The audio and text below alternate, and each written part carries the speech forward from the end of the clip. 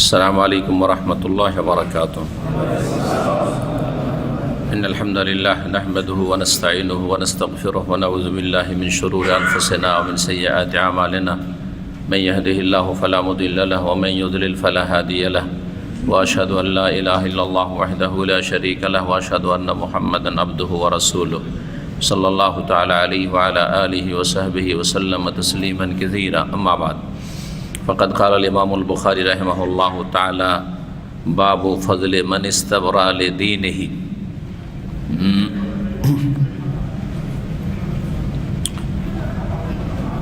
باب سوال جبريل النبي صلى الله عليه وسلم عن الإيمان والإسلام والإحسان وعلم الساعة وبيان النبي صلى الله عليه وسلم له. ثم قال جاء جبريل عليه السلام يعلمكم دينكم فجعل ذلك كله دينا. وما بين النبي صلى الله عليه وسلم لوفد عبد القيس من الإيمان وقوله تعالى ومن يبتغي غير الإسلام دينا فلا يقبل منه وهو في الآخرة من الخاسرين.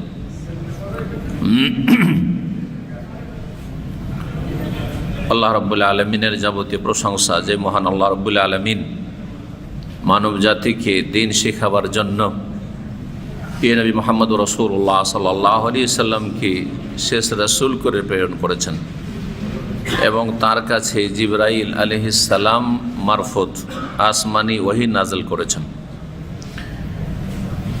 আমাদের ধারাবাহিক আলোচনা সহিহুল বুখারী প্রতি জুমাবারে জুমার সালাতের পরে আমাদের ইসলামিক সেন্টার দাম্মামে চলে আসছে। আজকে 8ই জমাদুল আউয়াল 1441 হিজরি মোতাবেক 3রা জানুয়ারি 2020 ইংরেজি মাসের এই নতুন বছরের প্রথম সপ্তাহে আমাদের ধারাবাহিক আলোচনা হচ্ছে ঈমান পর্ব থেকে, পর্ব নম্বর 14। ইনশাআল্লাহ তাআলা আগামীতে আর একটি পর্বে আমাদের কিতাবুল ঈমান বা ঈমানের পর্ব শেষ হবে।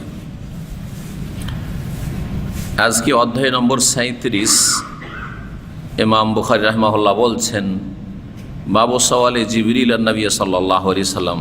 এই অধ্যায় হচ্ছে নবী করিম সাল্লাল্লাহু আলাইহি সাল্লামকে জিবরাইল আলাইহিস সালাম যে জিজ্ঞেস করেছিলেন আনিল ঈমানে ঈমান সম্পর্কে, ওয়াল ইসলামে ইসলাম সম্পর্কে, ওয়াল ইহসানে এবং ইহসান নিষ্ঠা সম্পর্কে, ওয়া ইলমিস সা এবং কিয়ামতের জ্ঞান সম্পর্কে, যে পরকাল বা কিয়ামত আখিরাত কখন হবে।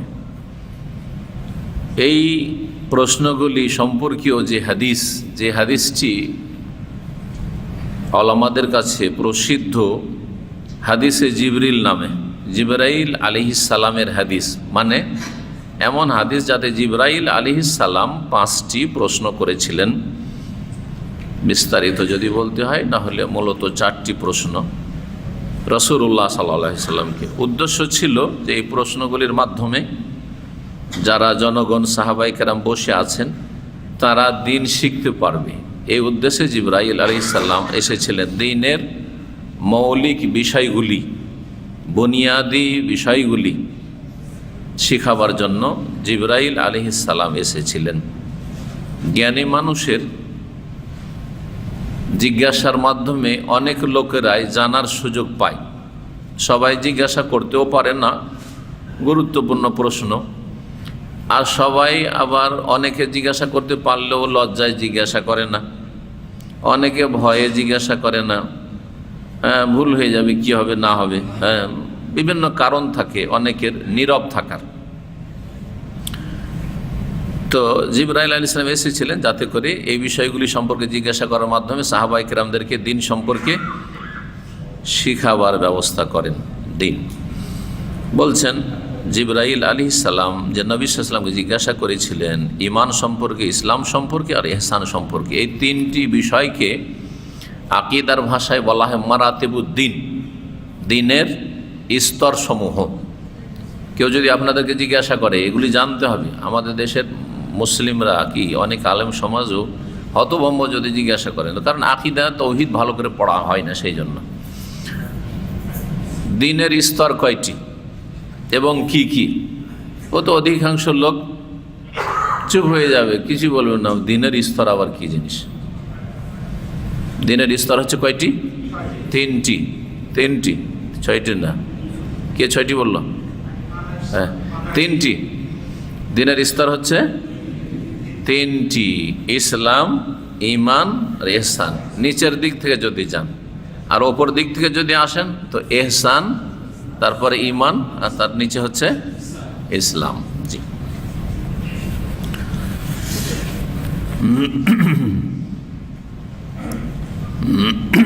ইমাম বুখারী রাহিমাহুল্লাহ বলছেন, ও বায়ানিন নবী সাল্লাল্লাহু, যখন প্রশ্ন করে জিবরাইল আলাইহিস সালাম, তখন নবী করিম সাল্লাল্লাহু আলাইহি সাল্লাম যে বর্ণনা দিয়েছিলেন সেগুলি মনে রাখতে হবে। ইসলাম সম্পর্কে কি বর্ণনা দিয়েছিলেন?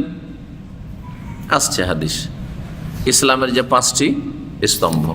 ঈমান সম্পর্কে বর্ণনা দিতে গিয়ে বলেছিলেন ঈমানের 6টি স্তম্ভ। ইহসান সম্পর্কে বলতে গিয়ে তার 2টি রকুন বা স্তম্ভ বলেছিলেন। জি।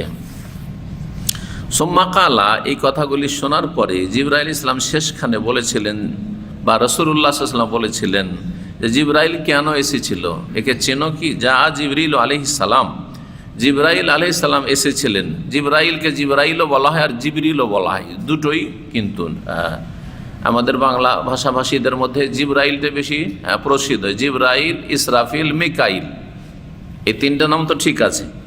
জিবরাইল আর মিকাইল কোরআনে কারীমে আছে, ঠিক আছে। ইসরাফিল কোরআনে নাই, কিন্তু সহি হাদিসে আছে।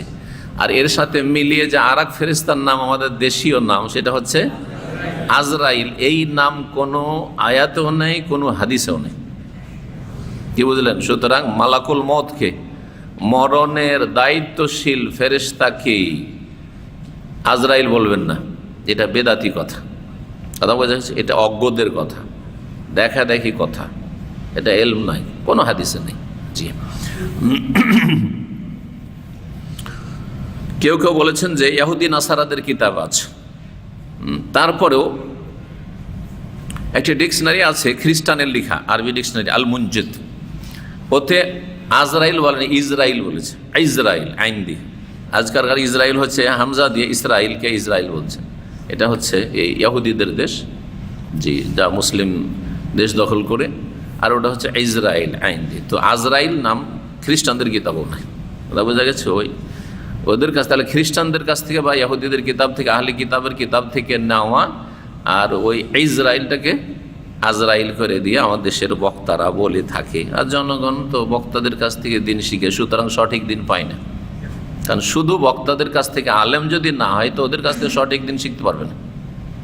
জি, বক্তারা অধিকাংশ শিরক মুক্ত নয়, অধিকাংশ বেদাত মুক্ত নয়, আর বিভ্রান্তি কথা মুক্ত নয়। জি, কিচ্ছা কাহিনী বলতে গিয়ে কি থেকে কি বলে ইসলামের আসল প্রতিনিধিত্ব করে না, বা আসল সঠিক ইসলামটা কোরআন সুন্নাহ ভিত্তিক মানুষকে শিখাইতে পারে না বা শিখায় না।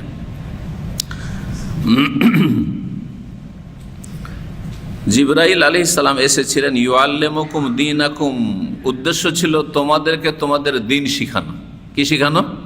দিন শিখানো। তাহলে এই বিষয়গুলি হচ্ছে দিন মানে দিনের মূল, দিনের শিকড়, দিনের স্তম্ভ, হ্যাঁ, দিনের বুনিয়াদ। এটা জি, বুনিয়াদ। জি, এগুলি হচ্ছে আসল দিন কায়েম করা। যেগুলি বুনিয়াদ সেগুলি হচ্ছে আসল দিন কায়েম করা।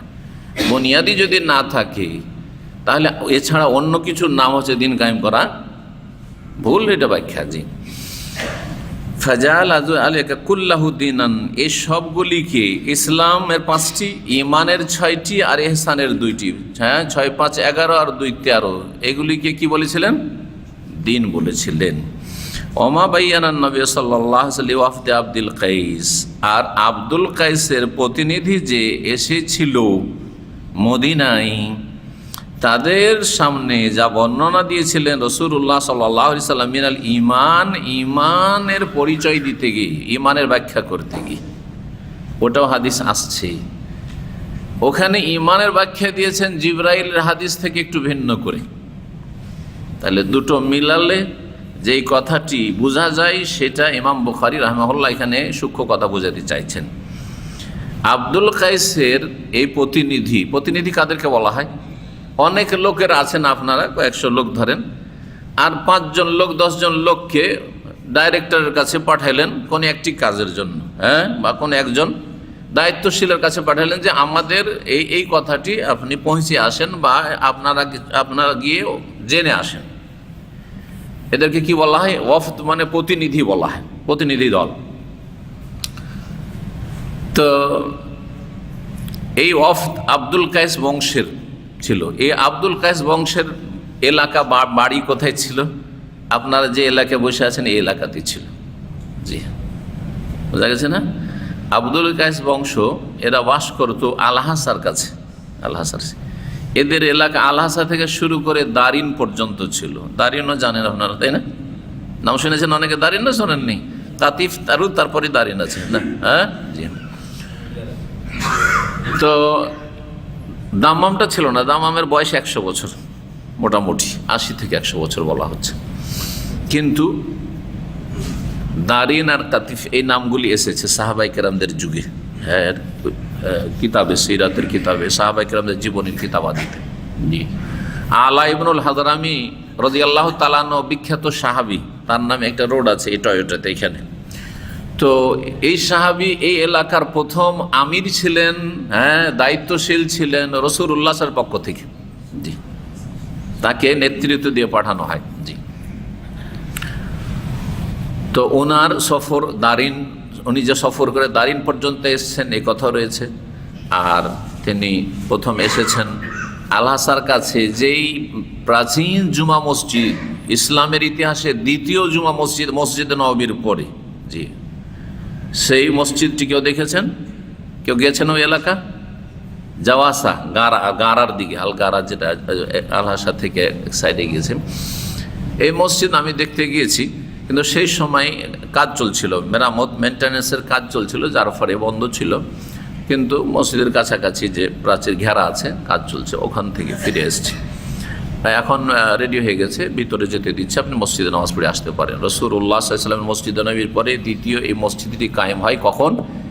এই যে আব্দুল কায়েসের প্রতিনিধি দল গিয়েছিল ইসলাম কবুল করার পরে, ইসলামের কথা যখন পৌঁছিল তখন কবুল করার পরে তারা দিন সম্পর্কে জানার জন্য, আর তারপরে এসে ইসলামের দাওয়াত দিল বংশধরকে, এলাকাবাসীকে, তারা ইসলাম কবুল করলো। এখানে তারা এসে জুমার সালাত আদায় করার জন্য প্রথম এই এলাকায় জুমা মসজিদ কায়েম করলো, যেই জায়গাটির নাম সহিহ বুখারীতে রয়েছে, আউয়ালু জুমআতিন জুমিয়াত বাদা জুমআতি রাসূলিল্লাহ সাল্লাল্লাহু আলাইহি ওয়াসাল্লাম বা বাদা মসজিদে রাসূলিল্লাহ সাল্লাল্লাহু আলাইহি ওয়াসাল্লাম বে জাওয়াসা কারিয়াতিন মিন কোরাল বাহরাইন। সর্বপ্রথম জুমা, যেই জুমা কায়েম করা হয়েছিল রাসূলুল্লাহ সাল্লাল্লাহু আলাইহি ওয়াসাল্লাম মসজিদের জুমার পরে, মানে মসজিদে নববীর জুমার পরে, সেটা ছিল জাওয়াসা নামক গ্রামে। কারিয়া, মদিনা মানে শহর, আর কারিয়া মানে হচ্ছে গ্রাম। একটি গ্রামে জুমা হয়েছিল, যেটি কারিয়াতুম মিনাল কোরাল বাহরাইন, বাহরান এলাকার একটি গ্রাম, একটি জনপদ, সেখানে জুমা কায়েম করা হয়েছিল। এই জাওয়াসা আলহাসার পাশে। জি, এটি হচ্ছে পুরাতন নাম, যা সহিহ বুখারীর হাদিস এটি। জি, এই হাদিস থেকে অনেক কিছু শেখা যায়, আলোচনাতে কিছু আসে। তার মধ্যে একটা গুরুত্বপূর্ণ ফিকহের মাসালা শিখে নেন, সেটা হচ্ছে জুমা যেমন শহরে চলবে তেমনই গ্রামে চলবে, ঈদ যেমন শহরে চলবে তেমন গ্রাম অঞ্চলেও, যেখানে মুসলিমরা বসবাস করে সেখানেও ঈদ আর জুমা দুটোই চলবে। কথা বোঝা গেছে না?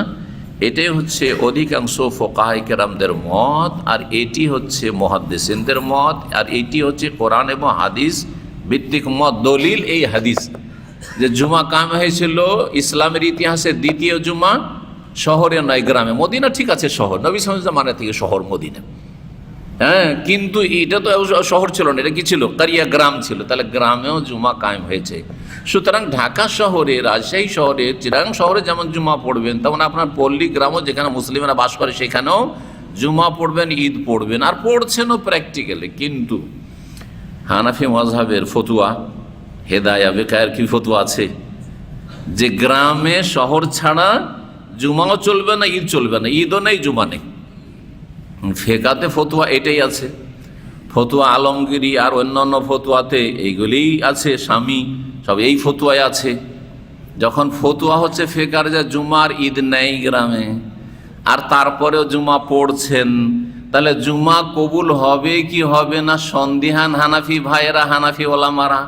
যখন সন্দিহান ও দ্বিধাদ্বন্দ্বে বেচারারা আছে যে আমাদের হইল কি হইল না, তখন একটা বিদাত চালু করলো শূন্য স্থান পূরণ করার জন্য, যে যদি আল্লাহ বলে যে তোদের গ্রামে জুমা হয়নি, তাহলে কি করব, একটা জোহর পড়ে রাখি, যে জোহরটার নাম পাকিস্তান ইন্ডিয়াতে উর্দু ভাষীরা বলে এহতিয়াতি জোহর, আর বাংলা ভাষীরা বলে আখেরি জোহর। শুনেছেন না শোনেননি? আখেরি জোহর, এই আখেরি জোহরের ইতিহাস বুঝতে পারলেন? তাহলে এই জোহর পড়া, জুমার দিনে একটা জোহরের 4 রাকাত পড়া আখেরি জোহর জুমার নামাজের পরে, এটা একটি বেদাত। চালু হলো কোত্থেকে? একটি ভুল ফতোয়ার ওপর ভিত্তি করে। ভুল ফতোয়া কি? যে গ্রামে জুমা নেই। তো বাবা যদি জুমাই না থাকে তো পড়িও না, আর পড়বেও, আবার সন্দেহ থাকবে কবুল হইলো কি হইলো না। বলছে আল্লাহ যদি কবুল না করে তো কি করব, এই জোহরকে রিপ্লেস করে দেবো। বলে যে আল্লাহ জুমা যদি কবুল না করো তো এই যে জোহর নিয়ে নাও। কথা বোঝা গেছে? হাস্যকর এগুলো হচ্ছে। না না, মোটেই চলবে না, এগুলো বেদাত করবেন না, আর ভুল ফতোয়া দেবেন না। এখানে একটা ভুল ফতোয়া, আর ভুল ফতোয়ার কারণে বেদাত চালু হয়েছে। আলেমরা বেদাত চালু করেছে, জনগণ চালু করেনি, বেদাত আলেম সমাজই চালু করেছে। জি, আল্লাহ যেন হক বুঝার তৌফিক দান করেন এবং হক মেনে চলার তৌফিক দান করেন। আমাদের কাছে দলিল আছে যে শহরে জুমা হয় মদিনা, আর গ্রামে জুমা হয় এখানে আলহাসার পাশে যে গ্রাম ছিল জাওয়াসা, ওইখানে জুমা হয়েছে। সুতরাং আমরা জুমা শহরেও পড়বো আর গ্রামেও পড়বো, কোনো সন্দেহ না। আমাদের জুমা শহরেও কবুল হয়, গ্রামে বাস করি গ্রামেও কবুল হয়। কথা বোঝা গেছে? বাস জুমা মসজিদ হইতে হবে, মাঠে ঘাটে জুমা না। একটা ভুল আছে, ভুল কিন্তু আমি সবারই ধরি, এই জন্য সবাই আমার উপর রাগ করে। আহলে হাদিসদেরও ভুল ধরতে ছাড়ি না আবার আমি। কথা বোঝা গেছে না? আমাদের বেশ কিছু আহলে হাদিস ওলামা যারা মদিনায় পড়েনি, তাদের একটি ফতোয়া বা আমলে ভুল আছে।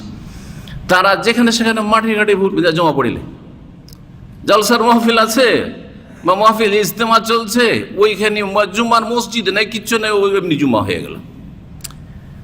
শুধু তাই নয়, পিকনিক করতে গেছে একবার। এই যে এখানে আপনার একটা জায়গা আছে, আপনার নাবিয়া পার হ্যাঁ ওইদিকে একটা জায়গা আছে, ভাই কি জায়গাটার নাম, হ্যাঁ আবু মান, অনেক মাজরা আছে ওই এলাকায়। যখন খাবজির দিকে যাবেন তখন আবু মান একটা এলাকা আছে, মাজরা। আজকে থেকে প্রায় 14-15 বছর আগে আমাদের ইসলামী সেন্টার থেকে আমরা একটা শিক্ষা সফরের ব্যবস্থা করেছিলাম। আমিও ছিলাম, শিক্ষা সফরে ভাইদেরকে নিয়ে গেলাম, মাশাআল্লাহ, দুটো গাড়িতে মানে 100 লোক। যাওয়ার পরে আমি বললাম যে দিনই প্রোগ্রামও হবে, আর ওখানে খাওয়া দাওয়া হবে পিকনিকের মতো, আর তারপরে একটু খেলাধুলা হবে, সবই হবে, ঠিক আছে। জুমাবার ছিল, এইরকমই জুমাবার ছিল। তাই আমি বললাম যে চলেন জুমা পড়ে আসি। তা আমি তো চলে গেলাম, আর আমার সাথে অনেক ভাইরা বাস গেল।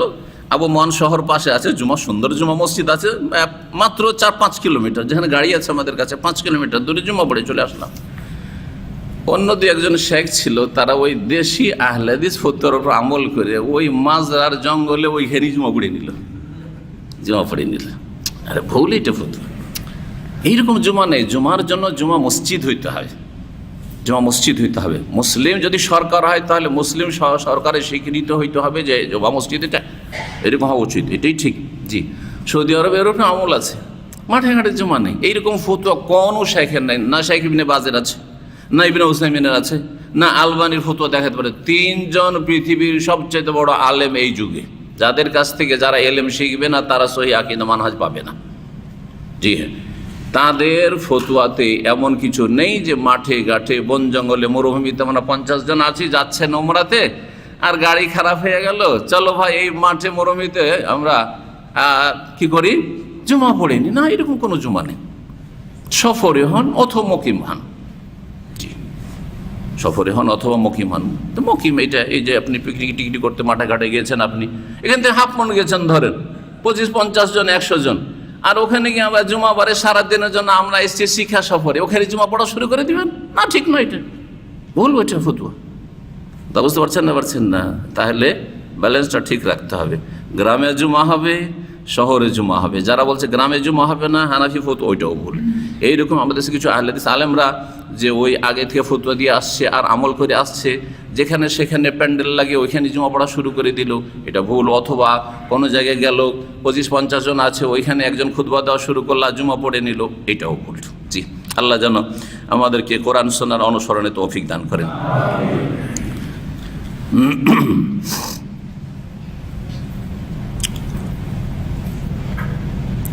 বলছেন তারপরে ইমাম বুখারী রাহিমাহুল্লাহ তার অধ্যায়ের সমর্থনে এই বিষয়গুলি নিয়ে আসছেন। একটা হাদিস জিবরাইলের হাদিসের দিকে ইঙ্গিত করলেন, আব্দুল কায়েসের প্রতিনিধির যে এসেছিল সেই হাদিসটা আসছে, সেই হাদিসের দিকে ইঙ্গিত করলেন। সেই হাদিসে কি আছে? ইমানের পরিচয় দিতে গিয়ে বা তার ব্যাখ্যা করতে গিয়ে ইসলামের রুকনগুলি বলেছিলেন। তাহলে এর দ্বারা কি বোঝা গেল? যে ইমান বললে তাতে ইসলামও শামিল, আর ইসলাম বললে তাতে ইমানও শামিল। আর এই কথাগুলি বহুবার আলোচনা করেছি।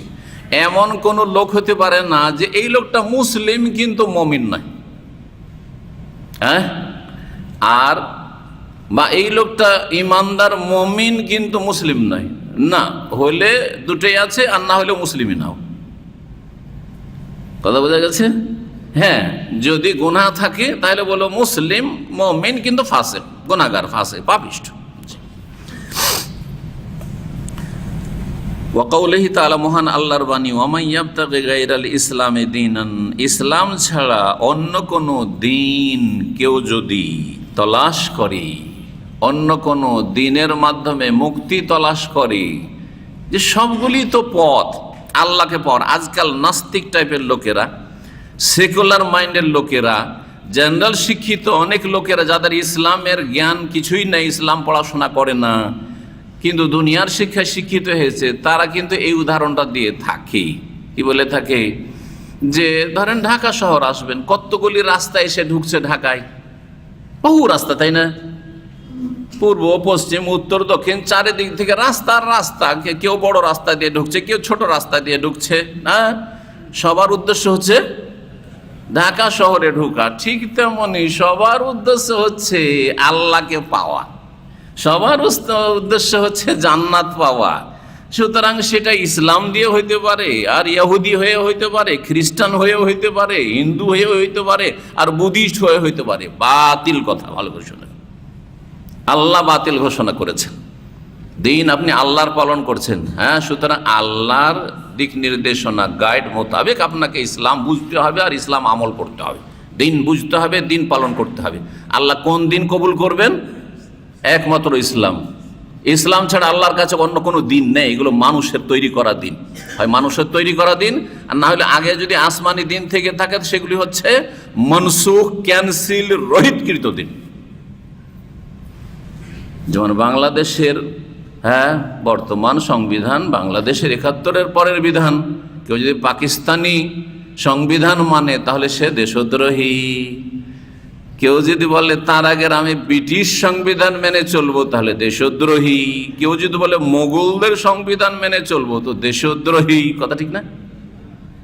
এটা যখন বুঝতে পারছেন, তো কেউ যদি বলে যে আমি জান্নাত লাভ করব ইহুদি হয়ে, তাওরাত মেনে জান্নাত লাভ করব ইনজিল মেনে, জবুর মেনে, তাহলে সে হচ্ছে আল্লাহ দ্রোহী, ইসলাম দ্রোহী। হ্যাঁ, সে আল্লাহর নাফরমান, বিরুদ্ধাচরণকারী, সে মুসলিম নয়, সে কাফের।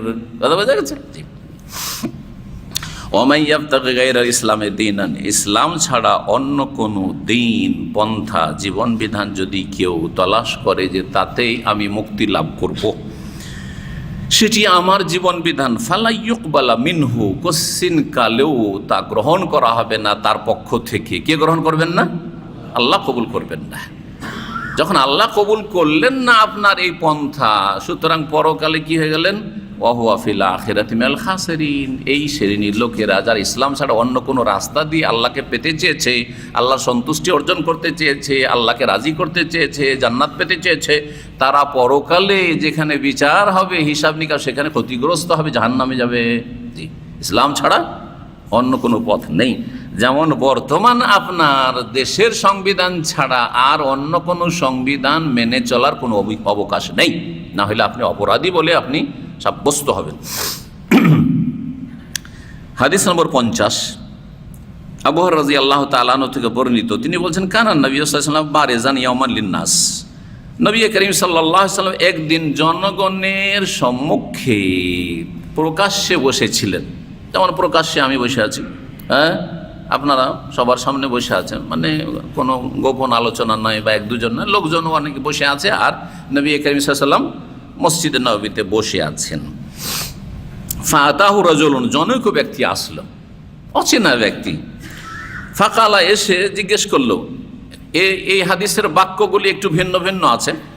জিজ্ঞেস করলো মাল ইমান, ইমান সম্পর্কে, কিন্তু যেটা প্রসিদ্ধ হাদিস তাতে আছে আগে ইসলাম সম্পর্কে জিজ্ঞাসা করেছিলেন, হ্যাঁ, তারপরে ইমান সম্পর্কে, তারপরে ইহসান সম্পর্কে। এতে রয়েছে আগে ইমানের কথা। তার মানে বোঝা গেল যে এই হাদিসটা রিওয়ায়াত বিল মানা হয়েছে, অর্থাৎ ভাব অর্থ প্রকাশ করেছেন বর্ণনাকারী, একবার হুবহু যেইভাবে ঘটেছে সেইভাবে বর্ণনা করেননি, কারণ অধিকাংশ হাদিসে আগে ইসলাম সম্পর্কে জিজ্ঞাসা রয়েছে। জি, আর এটা জায়েজ, জি এটা জায়েজ মুহাদ্দিসিনদের জন্য বা হাদিসের বর্ণনাকারীদের জন্য রিওয়ায়াত বিল মানা অর্থ পেশ করা। শব্দগুলি নবী সাল্লাল্লাহু আলাইহি ওয়াসাল্লামের হুবহু মনে রাখা জরুরি ছিল না, বরং অর্থগুলি প্রকাশ করে দেওয়া, যদি তা অর্থ পাল্টে না যায় তাহলে সেটা নিজের ভাষায় ব্যক্ত করা জায়েজ মুহাদ্দিসিনদের কাছে। কিন্তু আমি আপনি যখন হাদিস পড়বো তখন আপনি খেয়াল খুশি আরবি ভাষার পণ্ডিত, হ্যাঁ, ছোট থেকে আরবি পড়েছেন, আপনি একটা হাদিস মুখস্থ করবেন না আর বানিয়ে বানিয়ে হাদিস বয়ান করছেন, এটা চলবে না। যেমন কিছু বক্তারা আজকাল করে, একটু আরবি বলতে পারে, ও আরবি এমনি পড়ে দেয়, ও হাদিস কোনো ওই শব্দে কোনো হাদিস পাবেন না, তো এইভাবে জায়েজ নয় আপনার জন্য। ইমান কি জিনিস? অন্য রিওয়ায়াতে রয়েছে আখবিরনি আনিল ইমান, আচ্ছা বলুন তো ইমান সম্পর্কে। কালা, তখন রাসূল বলেন আল ইমান আন তুমিনা বিল্লাহি, ইমান হচ্ছে আল্লাহর প্রতি ইমান রাখবে, ওয়া মালাইকাতিহি, ইমান রাখবে মানে কি? বিশ্বাসের সাথে স্বীকৃতি দান করবে, দুটো কথা মনে রাখবে। আর আগে আলোচনা করেছি, বিশ্বাসের সাথে বিশ্বাস স্বীকৃতি, যতক্ষণ পর্যন্ত বিশ্বাস করে মেনে নেওয়া না পাওয়া যাবে ততক্ষণ পর্যন্ত সেটা বিশ্বাস কোনো কাজের না। ও মালাইকাতে, তার মালাইকা ফেরেশতাদের প্রতি ঈমান রাখবে, ও লিকাইহি, এবং তার সাথে সাক্ষাতের। অন্য রিওয়ায়াতে রয়েছে ওয়াল ইয়াউমিল আখির, পরকালের প্রতি। এখানে বলা হয়েছে সাক্ষাতের, কার সাথে সাক্ষাতের? আল্লাহর সাথে সাক্ষাৎ। কোথায় ঘটবে? ওই যে পরকালে। তো এখানে লিকা বলে পরকালকে বোঝানো হয়েছে, আল্লাহর সাথে মোলাকাত। ও রাসূলিহি, তার রাসূলগণের প্রতি ঈমান রাখবে। ও তুমিনু বিল বাস, এখানে কিতাবের কথা বর্ণনাকারী উল্লেখ করেননি নাকি? আচ্ছা, আপনাদের হাদিসে কিতাব নেই, তো কোন কোন রিওয়ায়াতে কিতাবটা ছেড়ে গেছে, কিন্তু কিতাবের কথাও বলেছেন রাসূলুল্লাহ সাল্লাল্লাহু আলাইহি ওয়াসাল্লাম, 6টি বলেছেন। ও তুমিনু বিল বাস, এখানে বর্ণনাকারী বলতে গিয়ে ওই আখিরাতকে দুটো শব্দ দিয়ে বুঝিয়েছেন, একটা তো সাক্ষাৎ আল্লাহর সাথে, আর আরেকটা হচ্ছে আল বাস মানে পুনরুত্থান। দুটো কিন্তু একই জিনিস, কারণ মানুষের মরণ থেকে শুরু করে জান্নাত জাহান্নাম পর্যন্ত যতগুলি স্তর আছে আর যা কিছু ঘটবে সবগুলির নাম হচ্ছে আখিরাত, সবগুলির নাম হচ্ছে কিয়ামত। জি, কোরআনের ভাষা সবগুলির নাম হচ্ছে আস-সাআ, ইয়াসআলুনাকা আনিস-সাআ, কিয়ামত। মানুষ মরে গেলে ওর দুনিয়ার সাথে আর কোনো যোগাযোগ নেই, ওর কিয়ামত শুরু হয়ে গেছে, পরকাল শুরু হয়ে গেছে, পরলোক গমন করেছেন বলছেন না, আর দুনিয়াতে নেই, চলে গেছে ইল্লিনে অথবা সিজ্জিনে চলে গেছে। ঠিক, এই মরণ থেকে শুরু কিন্তু আখিরাত মানুষের। অনেকে মনে করে আখিরাত মানে যেই দিন কবর থেকে উঠানো হবে আখিরাত, না, সেটা হচ্ছে বিচার দিবস, ইয়াউমুল হিসাব। কিন্তু আপনার পরকাল এখান থেকে, এই মরণ থেকে। তাহলে পরকাল কত কাছে আর দুনিয়া কত সীমিত, আপনি বলতে পারবেন না যে আমার দুনিয়ার আর 1 মিনিট বাকি আছে, কে বলতে পারবেন? তাহলে দুনিয়া কত সংকীর্ণ, অথচ বড় বড় আশা আকাঙ্ক্ষা করে বসে আছেন, আমি এই করব সেই করব, ঘোড়ার ডিম করব। জি, দুনিয়ার ক্ষেত্রে। আর দিনের ক্ষেত্রে আচ্ছা ঠিক আছে, এখন তো পোলাপান হয়ে আছি, অল্প বয়সে আছি, তওবা করে নেব। প্রবাসীরা বলছে আচ্ছা ঠিক আছে, হজটা করি, তখন 5 ওয়াক্ত যে হজে যাব না, আর কোনোদিন নামাজ ছাড়বো না। অনেক রমজানে এসে অনেক ভাইরা মনে করে আর নামাজ ছাড়বো না, রমজানের পরে 10 দিন, তারপরে শেষ, তাই না? আর অনেক বাপ মায়েরা মনে করে যে আচ্ছা শ্বশুর হয়ে যাই, ছেলে মেয়ের একটু বিয়ে শাদী দিয়ে দিয়া তারপরে পরেশগার হয়ে যাব, আর ওই দুনিয়াদারি করবো না, হ্যাঁ, তারপরে আর নামাজ রোজা ছাড়বো না, কারো শ্বশুর হয়ে গেছে এখন। ঠিক আছে, অনেক চাকরিজীবীরা মনে করে যে আচ্ছা ঠিক আছে, এখন তো ঘুষ টুস খেতেই হবে, তো আর কত তওবা করবো, একবারই তওবাটা ভালো করেই করবো, রিটায়ারটা হয়ে যায় আর তারপরে তওবা করবো। এদেরকে আল্লাহ সুযোগ দেন না, কারণ এরা আল্লাহর সাথে উপহাস করে। আউযুবিল্লাহ, যেখানে একটা সেকেন্ড আমার হাতে নেই, আপনার হাতে নেই, কি জানি এখনই মত চলে আসতে পারে, কি এখনই মত চলে আসতে পারে আপনার আমার। কি করে আপনি ভাবছেন যে আমি এতদিন পরেই করবো, এতদিন পরেই করবো, এতদিন পরেই করবো? আউযুবিল্লাহ, আপনার আল্লাহর ভয় নেই, অথবা আপনার জ্ঞানই নেই ইসলাম সম্পর্কে। আপনি একটা মূর্খ জাহেল, আপনার দিনের কোনো জ্ঞান নেই, হয় জ্ঞান নেই আর না হলে জ্ঞান থাকলে আপনার ভয় নেই, জি, কোনো চিন্তা নেই আপনার আখিরাত সম্পর্কে। কালা মাল ইসলাম, তারপরে জিজ্ঞেস করলেন ইসলাম কি জিনিস? কালাল ইসলাম, ইসলাম হচ্ছে আনতা আবুদাল্লাহ ওয়ালা তুশরিকু বিহি, এক আল্লাহর ইবাদত করবে, তার সাথে শরীক করবে না। অন্য রিওয়ায়াত রয়েছে আখবিরনি আনিল ইসলাম, যখন ইসলাম সম্পর্কে বলেন নানান আমাকে, তখন কি বলেছিলেন? আল ইসলাম আনতা শাহাদা আল্লাহ ইলাহা ইল্লাল্লাহ ওয়া আন্না মুহাম্মাদার রাসূল, শাহাদাতান বলেছিলেন, আল্লাহ ছাড়া কোনো সত্য উপাস্য নেই এবং মুহাম্মদ সাল্লাল্লাহু আলাইহি ওয়াসাল্লাম আল্লাহর প্রেরিত রাসূল। ওই কথাকে এখানে বোঝানো হয়েছে কি, শুধু তৌহিদের কথা, তৌহিদের দুটো দিক, যে এক আল্লাহর ইবাদত করে তার সাথে শরীক করবে না, তাহলে রেসালাতের কথাটি এখানে থেকে গেছে, উল্লেখ করা হয়নি। এই যে অর্থবোধক হাদিসে কত পার্থক্য, তাহলে শব্দের বেশ কিছু পার্থক্য রয়েছে। ইমাম বুখারী রাহিমাহুল্লাহ একটি হাদিসকে বহু জায়গায় নিয়ে আসেন, এখানে এই ভাষাতে নিয়ে এসছেন আর অন্য জায়গায় অন্যভাবে নিয়ে এসছেন, জি এইভাবে এসছে। ওয়া তুকিমুস সালাত, আর সালাত কায়েম করবে। সালাত কায়েম করা মানে নামাজ পড়তে হবে নাকি? হ্যাঁ, প্রতিষ্ঠা করতে হবে মানে কি? মানে ব্যাখ্যা বলছি, কি ব্যাখ্যা? 5 ওয়াক্ত নামাজ পড়তে হবে। সালাত কায়েম করা মানে এই নয় যেমন আজকালকার আমাদের সমাজের লোকেরা, ভাই ওই লোক নামাজ পড়ে, আরে আপনি নামাজ পড়েন, কি বলেন আমি নামাজ পড়বো না, মানে আমি মুসলিম না, নামাজ পড়ি, মানে মাঝে মধ্যে 1-2 ওয়াক্ত যে পড়ে ওইটাই ওর নামাজি হওয়া। না না না, এই নামাজ আল্লাহ চান না, এই নামাজ আপনাকে মোবারক হোক, আল্লাহ নেবেন না এই নামাজ। আল্লাহ বলছেন 5 নামাজ পড়তে হবে, 5 ওয়াক্ত টাইম ভাগ করে দেওয়া হয়েছে, সময় নির্ধারণ করা হয়েছে, শুরু শেষ, এবং 17 রাকাত নিতে হবে, 17 রাকাত দিতে হবে আল্লাহকে। কথা বোঝা গেছে না? তারপরে সুন্নত নফল কত কি পড়বেন ওইটা আপনার ব্যাপার, কিন্তু 17 রাকাতে কম করা চলবে না, যেমন 17 রাকাতে ফরজ হিসাবে বেশি করা চলবে না। ওয়াল্লাহি লা আযীদু আলা হাযা ওয়ালা আনকুস, এতে কম বেশি করা যাবে না, এটা আল্লাহর দিন। যেমন 30-29 রোজাতে কম বেশি চলবে না, যেটা পারলাম রাখলাম, বাকি রাখলাম না, চলবে নাকি? চলবে না। আমার জাকাত 1 লাখ টাকা আসে, এত টাকা দিতে পারবো না, যে 50,000 দিলাম, চলবে না? চলবে না, ঠিক ওই রকমই চলবে না। হজের আমার কাছে সময় নেই, আরাফা পর্যন্ত থাকলাম, তারপরে চলে আসলাম, চলবে নাকি? এগুলো তো বুঝতে পারছেন। কেউ যদি হজ করতে যাও, বলছে যে অত আমার সময় নেই, খুব ব্যস্ত মানুষ, হ্যাঁ নেতা মাথা মানুষ, চলেন আরাফার ময়দানটা থাকি আর তারপরে চলে যায় দেশে। অনেকে ভিআইপিরা কি করে জানেন? আরাফা থেকে ফিরে এসে সোজা মক্কা চলে আসে, আর পাথর একটা চাকরকে ধরিয়ে দিয়ে চলে আসে, 2-300 রিয়াল ধরিয়ে দেয়। ভিআইপিদের অবস্থা জানি, কারণ ভিআইপিদের সাথে আমি মুআল্লিম হিসাবে কয়েক বছর থেকেছি, গত বছর ছিলাম। আল্লাহ হেদায়েত করে অনেক ভিআইপিদেরকে, কিন্তু অনেক আলহামদুলিল্লাহ অনেকে আছেন মাশাআল্লাহ, তারা শিখে আগ্রহ করে, আর তারপরে ওরা আমার সাথে নিয়মিত থেকে একবার শেষ পর্যন্ত থেকেছে। কিন্তু অনেকে আছে তাদের হজ মনে করে যে পয়সা আছে, এগুলো ট্যুর, অসুবিধা কি, বিভিন্ন জায়গায় ইউরোপ আমেরিকা ঘুরছি, সারা দুনিয়া ঘুরছি, চলে একবার মক্কাও ঘুরে আসি, আর কিচ্ছু না, ইবাদত না।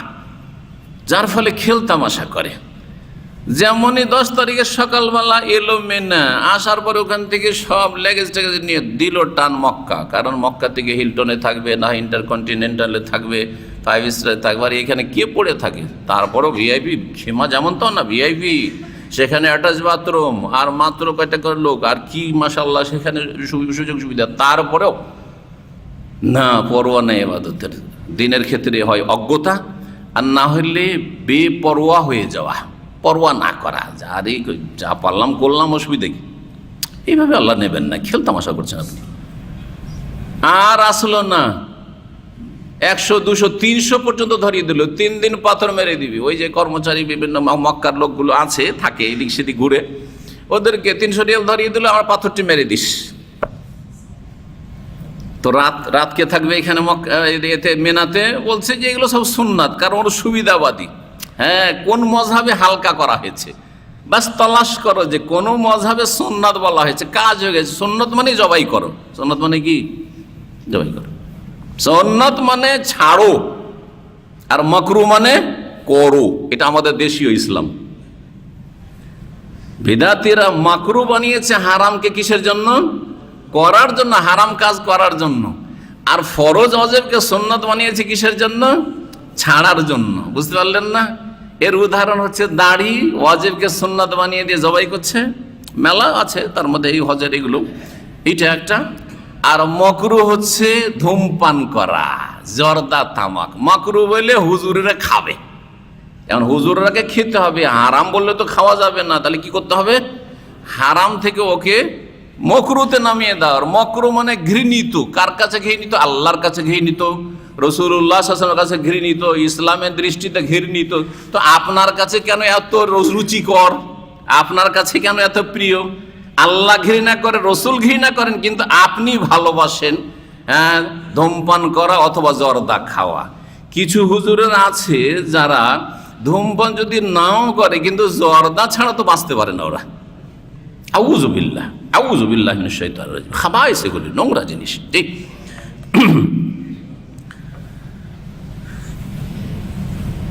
সালাত কায়েম করে 5 ওয়াক্ত। তুআদ্দি যাকাতাল মাফরুজা, ফরজ যাকাত দিতে হবে। জি। কথা সুম রমাদান, রমজান মাসের সিয়াম পালন করবে। তখন পর্যন্ত হজ ফরজ হয়নি, হজের কথা উল্লেখ করেননি হয়তো, বা এখানে সংক্ষেপ করে দেওয়া হয়েছে। অন্য হাদিস কিন্তু রয়েছে, জিবরাইল হাদিস হজের কথা রয়েছে না, তার মানে হজ ফরজ হওয়ার পরেও এই ঘটনা ঘটেছে, কিন্তু এখানে সংক্ষেপ করে দেওয়া হয়েছে। কালামাল এহসান, এহসান কি জিনিস? কাল আনতা আবুদুল্লাহ কান্নাকা তারাহু। এহসানের উচ্চ স্তর, দুটো স্তর হচ্ছে বা দুটো রুকুন। উচ্চ স্তরের রুকুন হচ্ছে বা স্তম্ভ হচ্ছে যে আপনি আল্লাহর এবাদত বন্দি করবেন। এবাদত বন্দি মানে শুধু নামাজে সীমিত নয়, মুসলিম জীবনটা পুরোটাই কিন্তু এবাদতের। এখন আমরা এবাদতে আছি, বাড়িতে যখন আছেন এবাদতে, কারণ আপনি আল্লাহর বান্দা, সুতরাং সবসময় আল্লাহর গোলামি করছেন। এবাদত মানে গিয়ে গোলামি করা। তো একজন মুমিন মুসলিম সবসময় আল্লাহর গোলামি করে। কখনো এই কথা ভাববেন না যে বিশেষ বিশেষ সময়ে আমরা এবাদত করি, যখন জিকির আজকার করছি তখন এবাদত, আর ওটা হচ্ছে এবাদতে মাহাজা, মানে খালেস এবাদত। কিন্তু মুসলিম জীবনটা পুরোটাই এবাদতের জিন্দেগি। বুঝতে পারছেন না আমার কথা সহজ ভাষায়? সুতরাং আপনাকে বাড়িতে থাকলেও আপনাকে জায়েজ সীমানাতেই থাকতে হবে।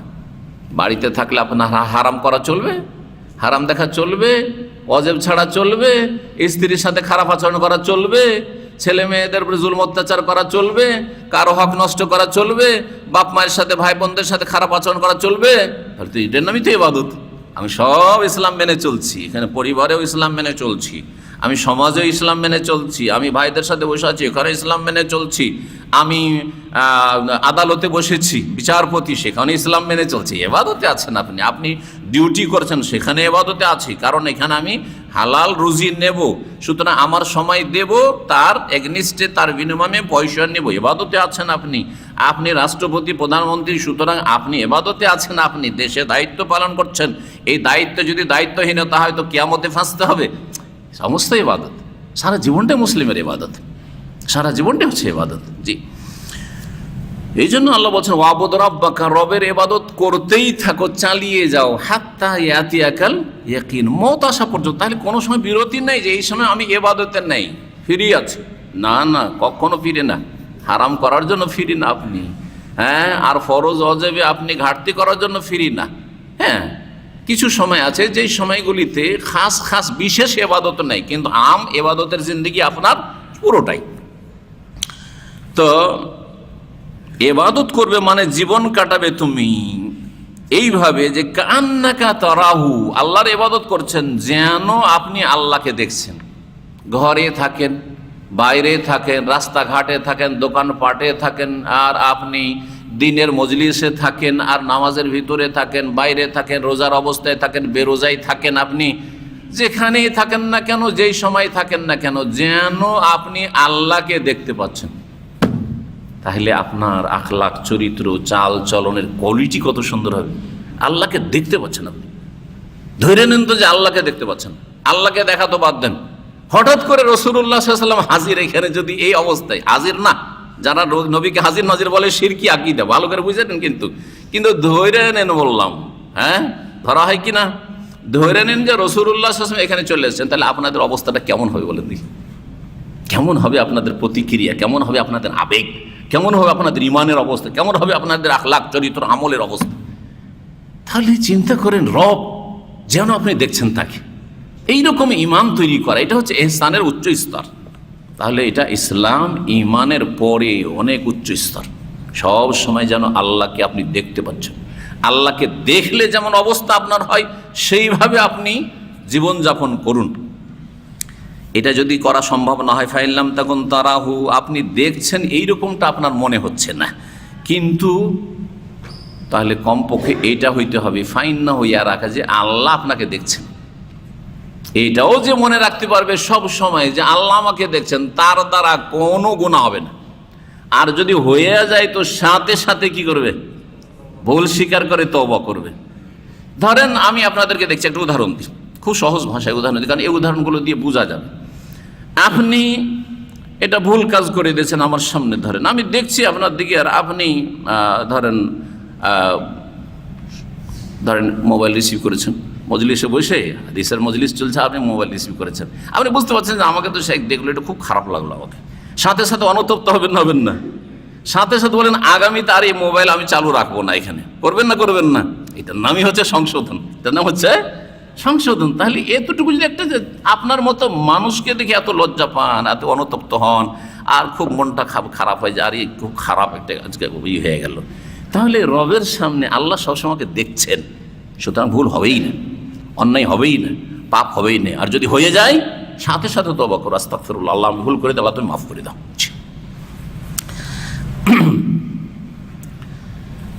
তারপরে বলছেন মাথা সাত, ওই লোক জিজ্ঞাসাকারী, কিয়ামত কখন হবে? কালামাল মাসুল আনহাবি আলামিনা সাইল, জিজ্ঞাসা যাকে করা হয়েছে তিনি জিজ্ঞাসাকারীর চাইতে বেশি জানেন না।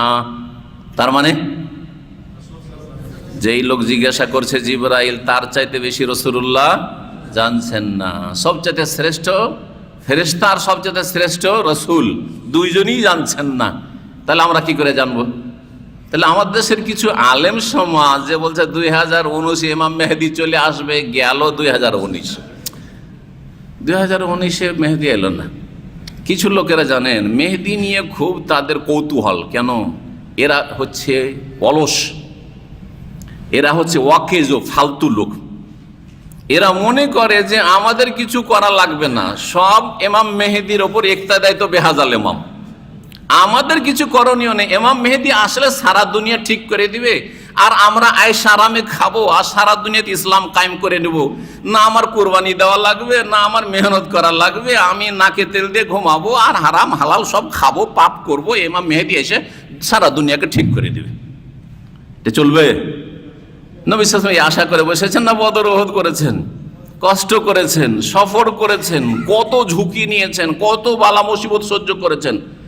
এত সহজ নয় যে আপনি ইমাম মেহেদির আশা করে বসে, খবরদার নয়। ইমাম মেহেদির দিকে মানুষ ধান্দাই করবে না, যখন আসার আসবে। কিন্তু কথা হচ্ছে ইমাম মেহেদির আশাতে বসে থাকবো আর আমার দায়িত্ব পালন করব না, এটা ভালো মুসলিমের পরিচয় নাই। ভালো মুসলিমের পরিচয় হচ্ছে আমার কাজ আমি করে যাব, আল্লাহর কাজ আল্লাহ করবে। আল্লাহ কখন ইমাম মেহেদিকে পাঠাবে না, তাকে দিয়ে তাজদীদ আর সংস্কার করবেন, সেটা আল্লাহর কাজ। কিন্তু আমার কাজ, আমার যতটা ক্ষমতা আছে আমি করব, এটা করে যেতে হয় আপনাকে। জি। যখন বললেন যে না কিয়ামত সম্পর্কে তো তোমার চাইতে বেশি আমি জানি না, সাউখবেরও কান আশরাতিহা, তাহলে তার আলামতগুলি, লক্ষণগুলি সম্পর্কে আপনাকে জানিয়ে দেব বা তোমাকে জানিয়ে দেব।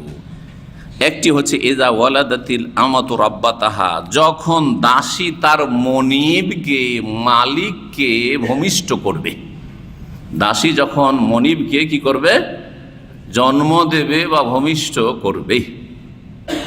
যে দাসী পেট থেকে তার মালিক পয়দা হচ্ছে, মালিক জন্ম নিচ্ছে, কেমন কথা? জি হ্যাঁ, বিভিন্ন অর্থ করা হয়েছে। একটি হচ্ছে যে মাকে কিয়ামতের কাছাকাছি সময়ে মায়ের সাথে দাসীর মতো পাপীরা আচরণ করবে, খারাপ ছেলেমেয়েরা বদ আচরণ করবে মায়ের সাথে, এমন যে মাকে বাপকে দাসীর মতো মনে করবে। জি, করছে না অনেকে? কাজের ছেলে মেয়েদের সাথে যে খারাপ আচরণ করে, সে বুড়ি মা, তাকে একাই জুদা করে দিয়েছে, আলাদা হয়ে গেছে স্ত্রী, খেতে দেয় না তাকে। অথবা সাথে রাখলে স্ত্রী শুয়ে থাকে আর ওই বুড়ি মাকে কাজ করায়। আমার কাছে বউ খবর আছে, বড় বড় পয়সাওয়ালা পরিবারের বউ, অনেক শিক্ষিতা, সে কাজ কাম করবে না, বিয়ে দিয়ে নিয়ে এসে ছেলের। সুতরাং ওই বুড়ি মানুষ বেচারা সকালে নাস্তা তৈরি করছে, খাবার তৈরি করছে, সব কিছু করছে, ঝাড়ু দিচ্ছে, এই করছে, আর এই স্ত্রী বসে আছে, আমোদ ফুর্তি করছে, টিভি নিয়ে বসে আছে। আজকাল টিভিরও দরকার নেই, আজকাল মোবাইল নিয়ে বসে আছে। কিয়ামতের লক্ষণ এইটাই, দাসীর মতো আচরণ। এটা সবচেয়ে ভালো তাফসীর এই বা ব্যাখ্যা এই অংশটুকুর।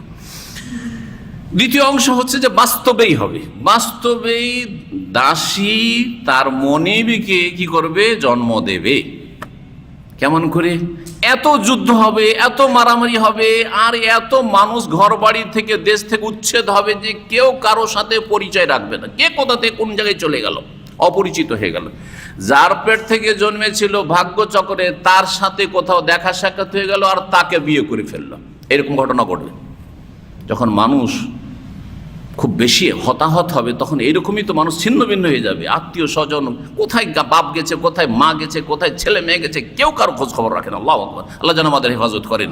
আর এই রকমের ফিতনার আগে যেন আল্লাহ আমাদের দুনিয়া থেকে নিয়ে নেন, আল্লাহ যেন আমাদের হেফাজত করেন। জি, এই যে মিল্ক ব্যাংক তৈরি হচ্ছে, এই মাসলা আসার পরে আমি এই হাদিসটাকে মিল্ক ব্যাংকের উপর ফিট করেছি। মিল্ক ব্যাংকে কি হচ্ছে? যার দুধ ওখানে ব্যাংকে জমা করেছে যে মহিলা, সেই মহিলার ওইখান থেকে দুধ পান করলো কোনো বাচ্চা, আর বাচ্চা দুধ পান করার কোনো এক সময় ভাগ্যচক্রে ওই মহিলা হয়তো বিধবা হয়েছে বা তালাক প্রাপ্ত হয়েছে, ওকে বিয়ে করে ফেললো। হতে পারে না? পারে না? তাহলে দুধ মাকে বিয়ে করলো না? করলো না। দুধ মাকে বিয়ে করলো স্ত্রী, স্ত্রী তার অধীনে, অধীনে মানে দাসীর মতো তার আচরণ। তাহলে যেন সে ভূমিষ্ঠ করলো, মানে দুধ স্তন্য দান করলো, দুধ পান করাইলো কাকে? তার মনিব কি, মালিক। হারাম। সুতরাং মিল্ক ব্যাংক হচ্ছে হারাম, কোনো মুসলিমের জন্য জায়েজ নয়। যদি সরকার আলহামদুলিল্লাহ সরকার নাকি বন্ধ করেছে, কিন্তু যদি সরকার পারমিশন দেয় তবুও কোনো মুসলিমের জন্য জায়েজ নয়। না কোনো পুরুষের জন্য জায়েজ যে অনুমতি দিবে তার অধীনে যেসব মহিলারা রয়েছে তাদেরকে এখানে মিল্ক ব্যাংকে দুধ দেওয়ার জন্য, আর না কোনো মহিলা কোন মুসলিমের অমরের জন্য জায়েজ। আল্লাহ যেন আমাদের হেফাজত করেন। জি, দুধ ভাই বোনের সাথে বিয়ে হয়ে যাবে। দুধ পান করেছে যেই মহিলা ওখানে দুধ জমা করেছে ব্যাংকে, ওর ছেলে মেয়েদের সাথে বিয়ে হয়ে গেছে। হ্যাঁ, ওর ভাইয়ের সাথে বিয়ে হয়ে গেছে, দুধ মামার সাথে, দুধ চাচার সাথে, দুধ বাপের সাথে, দুধ ভাইয়ের সাথে, বোনের সাথে বিয়ে হবে না? হবে না? এভাবে হারাম কাজ এটা। যেমন আপন ভাই বোনকে বিয়ে করা হারাম, আপন ছেলে মেয়েকে বিয়ে করা হারাম, তেমন দুধ ভাই বোন, দুধ বাবা, দুধ বাপ, দুধ ছেলে, দুধ মামা, দুধ চাচা, এদেরকে বিয়ে করা হারাম। জি, নবী সাল্লাল্লাহু আলাইহি হাদিস। জি, তো একটু এগিয়ে আসেন, জায়গায় কম। আর একটি লক্ষণ হচ্ছে ওয়াইজা তাতাওয়ালা রুআতুল ইবলিল বহম, যখন কালো উটের রাখালরা গর্ব করবে, ফিলবনিয়ান দালান কোঠানি, পাকা ঘর, বড় বড় টাওয়ার তৈরি করবে, 50 তলা, 100 তলা, 160 তলা, প্রতিযোগিতা চলছে। আরে এতদিন পর্যন্ত শুনেছিলাম যে 100 তলা আছে, এখন 160 তলা তৈরি হচ্ছে। যারা তৈরি করেছে তারা 30 বছর 40 বছর আগে বকরি চড়াইতো, উট চড়াইতো। কিয়ামতের এই লক্ষণ এসেছে না আসেনি? এসে গেছে, এসে গেছে। এখন আর কাঁচা বাড়ি নেই। যেই লোকগুলি খড়ের বাড়িতে বাস করেছে, টালির বাড়িতে, দেয়াল বাড়িতে বাস করেছে, প্রতি বছর বন্যাতে ঘর বাড়ি ভেঙে পড়েছে, কারো আর কাঁচা বাড়ি না, সব পাকা বাড়ি। আর কম্পিটিশন চলছে, কম্পিটিশন চলছে। ফি খামসিন, এই কিয়ামতের বিষয়টি 5টি ইলমে গায়েবের অন্তর্ভুক্ত, বা এই গায়েবের যে মৌলিক চাবিকাঠি, মাফাতুল গায়েবের অন্তর্ভুক্ত, লা ইয়ালামুহুন্না ইল্লাল্লাহ, যেগুলি আল্লাহ ছাড়া কেউ জানে না। সুম্মা তাআলা নবী সাল্লাল্লাহু আলাইহি ওয়াসাল্লাম, তারপর নবী সাল্লাল্লাহু আলাইহি ওয়াসাল্লাম তেলাওয়াত করলেন এই সূরা লোকমানের আয়াত নম্বর 34। তাতে রয়েছে ইন্নাল্লাহ ইনদাহু ইলমুস সাআহ ওয়া ইউনাজ্জিলুল গায়স ওয়া ইয়ালামু মা ফিল আরহাম ওয়া মা তাদরি নাফসুন মাযা তাকসিবু গাদা ওয়া মা তাদরি নাফসুন বিআইয়ি আরদিন তামুত। নবী সাল্লাল্লাহু বলছেন মাফাতিহুল গায়বি খামসুন, মৌলিক গায়েব হচ্ছে 5টি। গায়েব তো অনেক আছে, কিন্তু গায়েবের মৌলিক বিষয়গুলি যেগুলি চাবিকাঠি এখানে বলা হয়েছে সেগুলি 5টি। লা ইয়ালামুহুন্না ইল্লাল্লাহ, আল্লাহ ছাড়া কেউ জানে না। কি? সূরা লোকমানে যা বর্ণনা করা হয়েছে ইন্নাল্লাহ ইনদাহু ইলমুস সাআহ, আল্লাহর কাছে কিয়ামতের চূড়ান্ত জ্ঞান আছে। সুতরাং কিয়ামত কখন হবে, আর কিয়ামতের লক্ষণ, দাজ্জাল কখন আসবে, মেহেদি কখন আসবে, আল্লাহ ছাড়া কেউ জানে না। যেমন কিয়ামত জানে না, কিয়ামতের বড় লক্ষণগুলি কেউ জানে না। ছোট ছোট লক্ষণ যেগুলো চলে এসছে, এখন বুঝতে পারছি এগুলো চলে এসছে, কিন্তু বড় লক্ষণ একটিও আসেনি। সুতরাং কেউ বলতে পারবেন না যে ইয়াজুজ মাজুজ অমুক সালে চলে আসবে। দাজ্জাল এই 10 বছরের মধ্যে 2030 পর্যন্ত চলে আসবে। মেহেদি চলে আসবে 2020-এ, 19-এ তো আসলো না, কিন্তু চলে এসছে, রাস্তায় আছে। কে বলছে ইয়ামানে চলে এসছে, কে বলছে প্যালেস্টাইনে চলে এসছে, আরে ভণ্ডামির শেষ নেই। আবার ওদেরকে সহি আকীদাও বলছে, আমরা আল্লাহ হেদায়েত করেন। জি, সহি আকীদাটা বোঝার চেষ্টা করেন। জি, কিয়ামতের চূড়ান্ত জ্ঞান কার কাছে? আল্লাহর কাছে। জি, ওয়ায়ুনাজিলুল গাইস, বৃষ্টি কখন হবে, কত পরিমাণ হবে? বলছেন যে আজকাল তো বলতে পারছে যে এই সপ্তাহে বৃষ্টি হবে। না না, ওইটা বোঝানো হয়নি। বৃষ্টি হবে, কোথায় হবে, কতটা পরিমাণ হবে। বৃষ্টির যে লক্ষণগুলি দেখছে যন্ত্র দিয়ে, বিনা যন্ত্রে বলুক তো। আচ্ছা, তারপরে যন্ত্র দিয়ে বৃষ্টি, আকাশে মেঘ বা যে লক্ষণগুলি দেখে বলছে সেই লক্ষণগুলি আসার আগে অগ্রিম বলুক তো। এই বছরটা 1 বছর কম বৃষ্টি হবে বা অনাবৃষ্টি হবে বা দুর্ভিক্ষ হবে বা বৃষ্টি বেশি হবে, অমুক এলাকায় কম হবে, অমুক এলাকায় বেশি হবে, বলতে পারবে? বলতে পারবে না।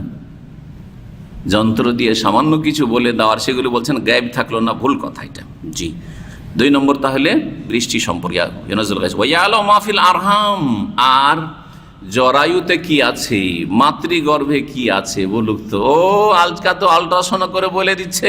আরে ভাই, যখন হয়ে গেছে আপনার চোখে দেখছে না, কিন্তু ওর যন্ত্র দিয়েও দেখতে পাচ্ছে, তো ওটা গায়েব কোথায় থাকলো? দৃশ্য। আমার কাছে অদৃশ্য কেন? পেটের ভিতরে রেহেমে আছে, কিন্তু যখন যন্ত্র লাগাচ্ছে, হ্যাঁ, তখন তার জন্য সেটা গায়েব না, অদৃশ্য না, দৃশ্য। তখন দেখতে পাচ্ছে ও, হ্যাঁ, যন্ত্র দিয়ে। তুই এর নাম না। তারপরে বলুক তো, একটা 10 বছর 12 বছর অবিবাহিতা মেয়ে সম্পর্কে যখন বিবাহ হতে যাচ্ছে, হ্যাঁ, এই মহিলার যে বিবাহ আজকে হলো, এর 10টা বাচ্চা হবে, আর সেগুলি সিজার হবে না, নর্মাল ডেলিভারি হবে, বলুক তো দেখি। কথা বোঝা গেছে?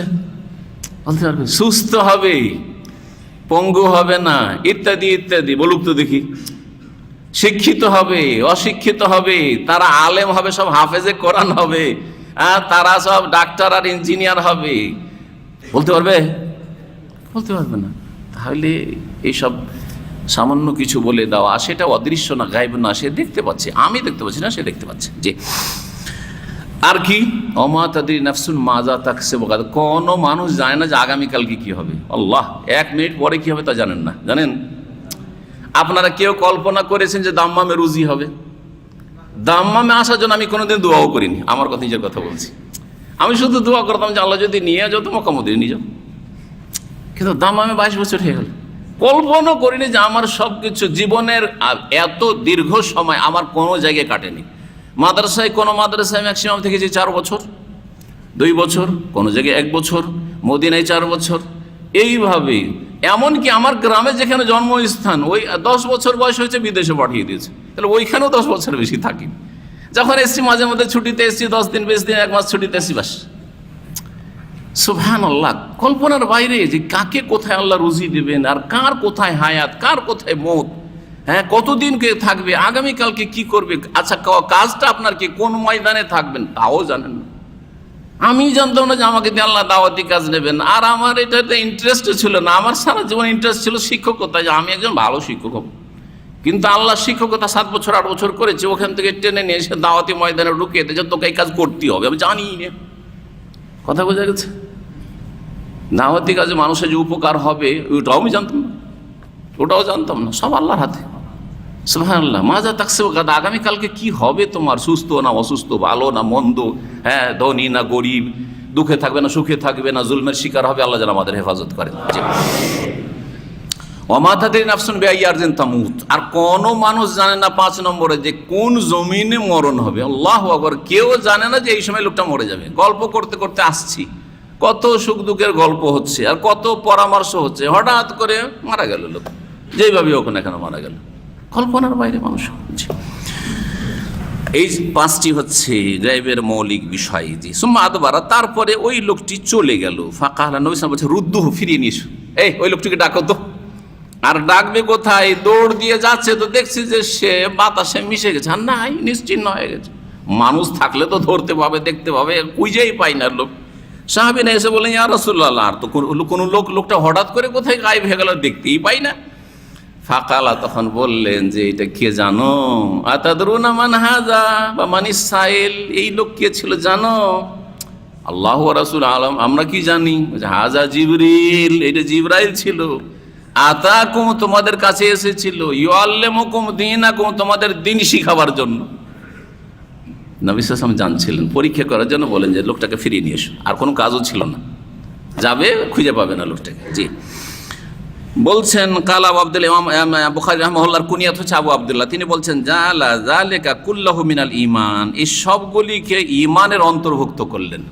এগুলো দিন, আর দিন হচ্ছে ইসলাম, দিন হচ্ছে ঈমান। তিনটি বিষয়, দিন, ঈমান, ইসলাম, তিনটির ভাব অর্থ হচ্ছে একই। এই লোকটি দিনদার মানে সে মুমিন মুসলিম, এই লোকটি মুমিন মানে সে মুসলিম, হ্যাঁ সঠিক দিনের অনুসারী। এই লোকটি মুমিন মানে মুসলিম, মুসলিম মানে হচ্ছে মুমিন। জি, ভাব অর্থ একই, যদিও শাব্দিক অর্থে পার্থক্য আছে। কি পার্থক্য আছে? ইসলামের সম্পর্ক বাহ্যিক আমলগুলির সাথে, আর ঈমানের সম্পর্ক হচ্ছে এই হৃদয়ের আভ্যন্তরীণ আমলের সাথে। হ্যাঁ, আর ইহসান হচ্ছে এই আভ্যন্তরীণ আমলের উন্নত স্তর, উন্নত স্তর। আল্লাহ যেন আমাদেরকে ইহসান প্রতিষ্ঠা তৌফিক দান করেন। জি,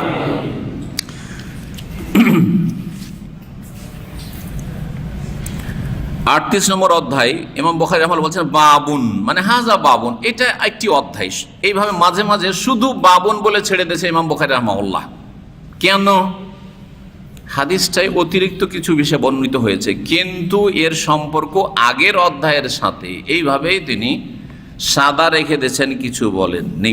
জি, আর যারা দেখেছেন পরবর্তীকালে যে পাণ্ডুলিপিতে শুধু বাবন লেখা আছে, তো বাবন লিখে তারাও রেখে দিয়েছেন। তো এইভাবে আমাদের কাছে চলে এসছে। তো এর উদ্দেশ্য হচ্ছে এই অধ্যায়টির সম্পর্ক আগের অধ্যায়ের সাথে। আগের অধ্যায়ে কি আলোচনা ছিল? ঈমান সম্পর্কে, ইসলাম সম্পর্কে, আর ইহসান সম্পর্কে, দিন সম্পর্কে, ওরই সাথে সম্পর্কিত। জি, চলেন। আব্দুল্লাহ বিন আব্বাস রাদিয়াল্লাহু তাআলা আনহু থেকে বর্ণিত, তিনি বলছেন যে আখবারনি আবু সুফিয়ান রাদিয়াল্লাহু তাআলা আনহু আমাকে জানিয়েছেন যে আন্না হেরাকলা কালা, হেরাকল যে রোমের রাজা, তিনি বলেছিলেন বা সে বলেছিল সাআলতুকা, লম্বা ঘটনা কিন্তু এর আগে কিন্তু ওহির পর্বে পড়া হয়েছে না, হয় নাই? জি হ্যাঁ, জি। যখন রাসূলুল্লাহ সাল্লাল্লাহু আলাইহি ওয়াসাল্লাম চিঠি লিখলেন ইসলামের দাওয়াত দিয়ে রোমের রাজাকে, পারস্যের রাজা, বিভিন্ন দেশের রাজাদেরকে চিঠি লিখেছিলেন। চিঠি যখন গেল, খুব শ্রদ্ধা ভরে সেই চিঠিকে নিল, আদরের সাথে, ভালোবাসা ভক্তির সাথে, আর চাইলো যে ইসলাম কবুল করে নেবে। কিন্তু যখন জনগণকে দেখলো যে এরা তো বড়ই কট্টর হয়ে আছে, এদেরকে তো মানাইতে পারবো না, বরং এদের অবস্থা দেখে মনে হচ্ছে এক্ষুনি আমাকে খুন করে দিবে, তখন রাজত্বের ভালোবাসা প্রাধান্য পেয়ে গেল, ক্ষমতার ভালোবাসা। ক্ষমতা মানুষকে ধ্বংস করে, অধিকাংশ লোক এই ক্ষমতার ভালোবাসা আসক্তিতে সে বললে যে আরে থামো থামো থামো, হইচই কেন করছো? আরে তোমাদের পরীক্ষা করছিলাম যে তোমাদের কাছে যেই সেই লোক এসে একটা কথা বলবে আর তোমরা ধর্ম পরিবর্তন করে দিবে নাকি না, তোমরা ধর্মের ওপর শক্ত আছো। একটু তোমাদের ইন্টারভিউ নিলাম, পরীক্ষা করলাম, দেখতে পেলাম যে তোমরা খ্রিস্টান ধর্মে পাক্কা হয়ে আছো। ঠিক করে দিল একবার। তারপরে সে গুমরাহ হয়ে থেকে গেল। অন্তরে বিশ্বাস ছিল কি ছিল না? এই বিশ্বাস তাকে মুসলিম বানায়নি। তাহলে ঈমান মানে শুধু বিশ্বাস না, বিশ্বাস প্লাস কি করতে হবে? স্বীকৃতি দিতে হবে আনুগত্যের সাথে। মেনে নিলাম, সামেনা ওয়া আতানা, শুনলাম, মেনে নিলাম, অন্তর থেকে বিশ্বাস করে স্বীকৃতি দান করলাম, তাহলে ঈমান হবে। তো ওই হাদিসটার একটা অংশ হচ্ছে একটা প্রশ্ন। কি ছিল প্রশ্ন? এই রাজা জিজ্ঞাসা করেছিল যে হাল ইয়াজিদুনা আম ইয়ানকুসুন, মুসলিমদের সংখ্যা বাড়ছে না কমছে? মুহাম্মদ সাল্লাল্লাহু আলাইহি ওয়াসাল্লাম যে তোমাদেরকে ইসলামের কথা বলছে, তখন পর্যন্ত আবু সুফিয়ান কিন্তু মুসলমান হয়নি, কুফরি অবস্থায়। তো আবু সুফিয়ানের অন্তরে বিদ্বেষ ছিল, উল্টো পাল্টা কিছু মন্তব্য করার চেষ্টা করেছে, কিন্তু পারেনি। কারণ আরবরা কাফের মুশরিক হইল মিথ্যা বলাকে বড় আইব, দোষের কথা মনে করে। আরে মিথ্যা বলবো, মানুষে বলবে যে লোকটা মিথ্যু, গোটা দেশে চর্চা হয়ে যাবে, মিথ্যা বলা যাবে না। ফাজামতা, তখন তুমি ধারণা রাখলে বা তুমি বললে যে আন্নাহুম ইয়াজিদুন, মুসলিমদের সংখ্যা বাড়ছে। যদি এটাই হয় ওয়াকাযালিকাল ঈমান, ঈমানটা কিন্তু এরকমই জিনিস, হাত্তা ইয়াতিমা, যতক্ষণ পর্যন্ত পূর্ণতা লাভ না করবে। ঈমান এমন এক জিনিস, মানুষের যদি বিশ্বাস হয়ে যায় তাহলে বাড়তেই থাকবে, বাড়তে থাকবে, ঈমানও বাড়তে থাকবে, আর মুমিন মুসলিমের সংখ্যাও বাড়তে থাকবে। এটা হচ্ছে হকের পরিচয়। দ্বীন ইসলাম যে দ্বীনে হক, হুয়াল্লাযী আরসালা রাসূলাহু বিল হুদা ওয়া দীনিল হক, সত্য দ্বীন। আল্লাহ প্রদত্ত দিন, এবং এই দিনে ইসলাম কিয়ামত পর্যন্ত থাকবে। সারা দুনিয়ার কোনো বাতিল শক্তি সেই ইসলামকে মুছে দিতে পারবে না। এর বাস্তব প্রমাণ হচ্ছে ইয়াজিদ। এত যে জুলুম অত্যাচার, আর যারা নিউ মুসলিম হচ্ছে ভালো করে বুঝতে পারছে যে আমি কিন্তু দুর্বলই হইলাম, ইসলাম কবুল করলে মেলা জায়গায় মার খেতে হইতে পারে, ক্ষতিগ্রস্ত হইতে পারে, ঝুঁকি নিতে হইতে পারে, ধন সম্পদ থেকে উচ্ছেদ, পরিবার থেকে উচ্ছেদ, এলাকা থেকে উচ্ছেদ, তারপরেও অন্তরে ঢুকে গেছে ছাড়বো না, আমার জান্নাত তাই হচ্ছে বড়, দুনিয়ার দরকার নেই। কথা ঠিক না? জি হ্যাঁ, এইরকম অবস্থা। জি, তো বলছেন এটা কিসের প্রমাণ? যে ইসলাম হচ্ছে সত্য আর অন্য পথ মত হচ্ছে বাতিল। যালিকা আল হক ওয়া আন্না মা ইয়াদুনা মিন দুনিহি আল বাতিল। জি, তুমি বললে যে হ্যাঁ বাড়তি আছে, ইমানটা এরকমই যতক্ষণ পর্যন্ত পূর্ণতা লাভ না। ওয়াসআলতুকা, তোমাকে আর একটা কথা জিজ্ঞাসা করেছে, হাল ইয়ারতাদু আহাদুন সাখতাতান লিদীনিহি বাদা ইয়াদখুলা ফীহি, ইসলামে প্রবেশ করার পরে কি অসন্তুষ্ট হয়ে মুরতাদ হচ্ছে কি ইসলাম থেকে ফিরে যাচ্ছে? তো তুমি বললে যে না না, কেউ ফিরে না, যে একবার ইসলামে ঢুকছে ও পাগল হয়ে যাচ্ছে একবারে।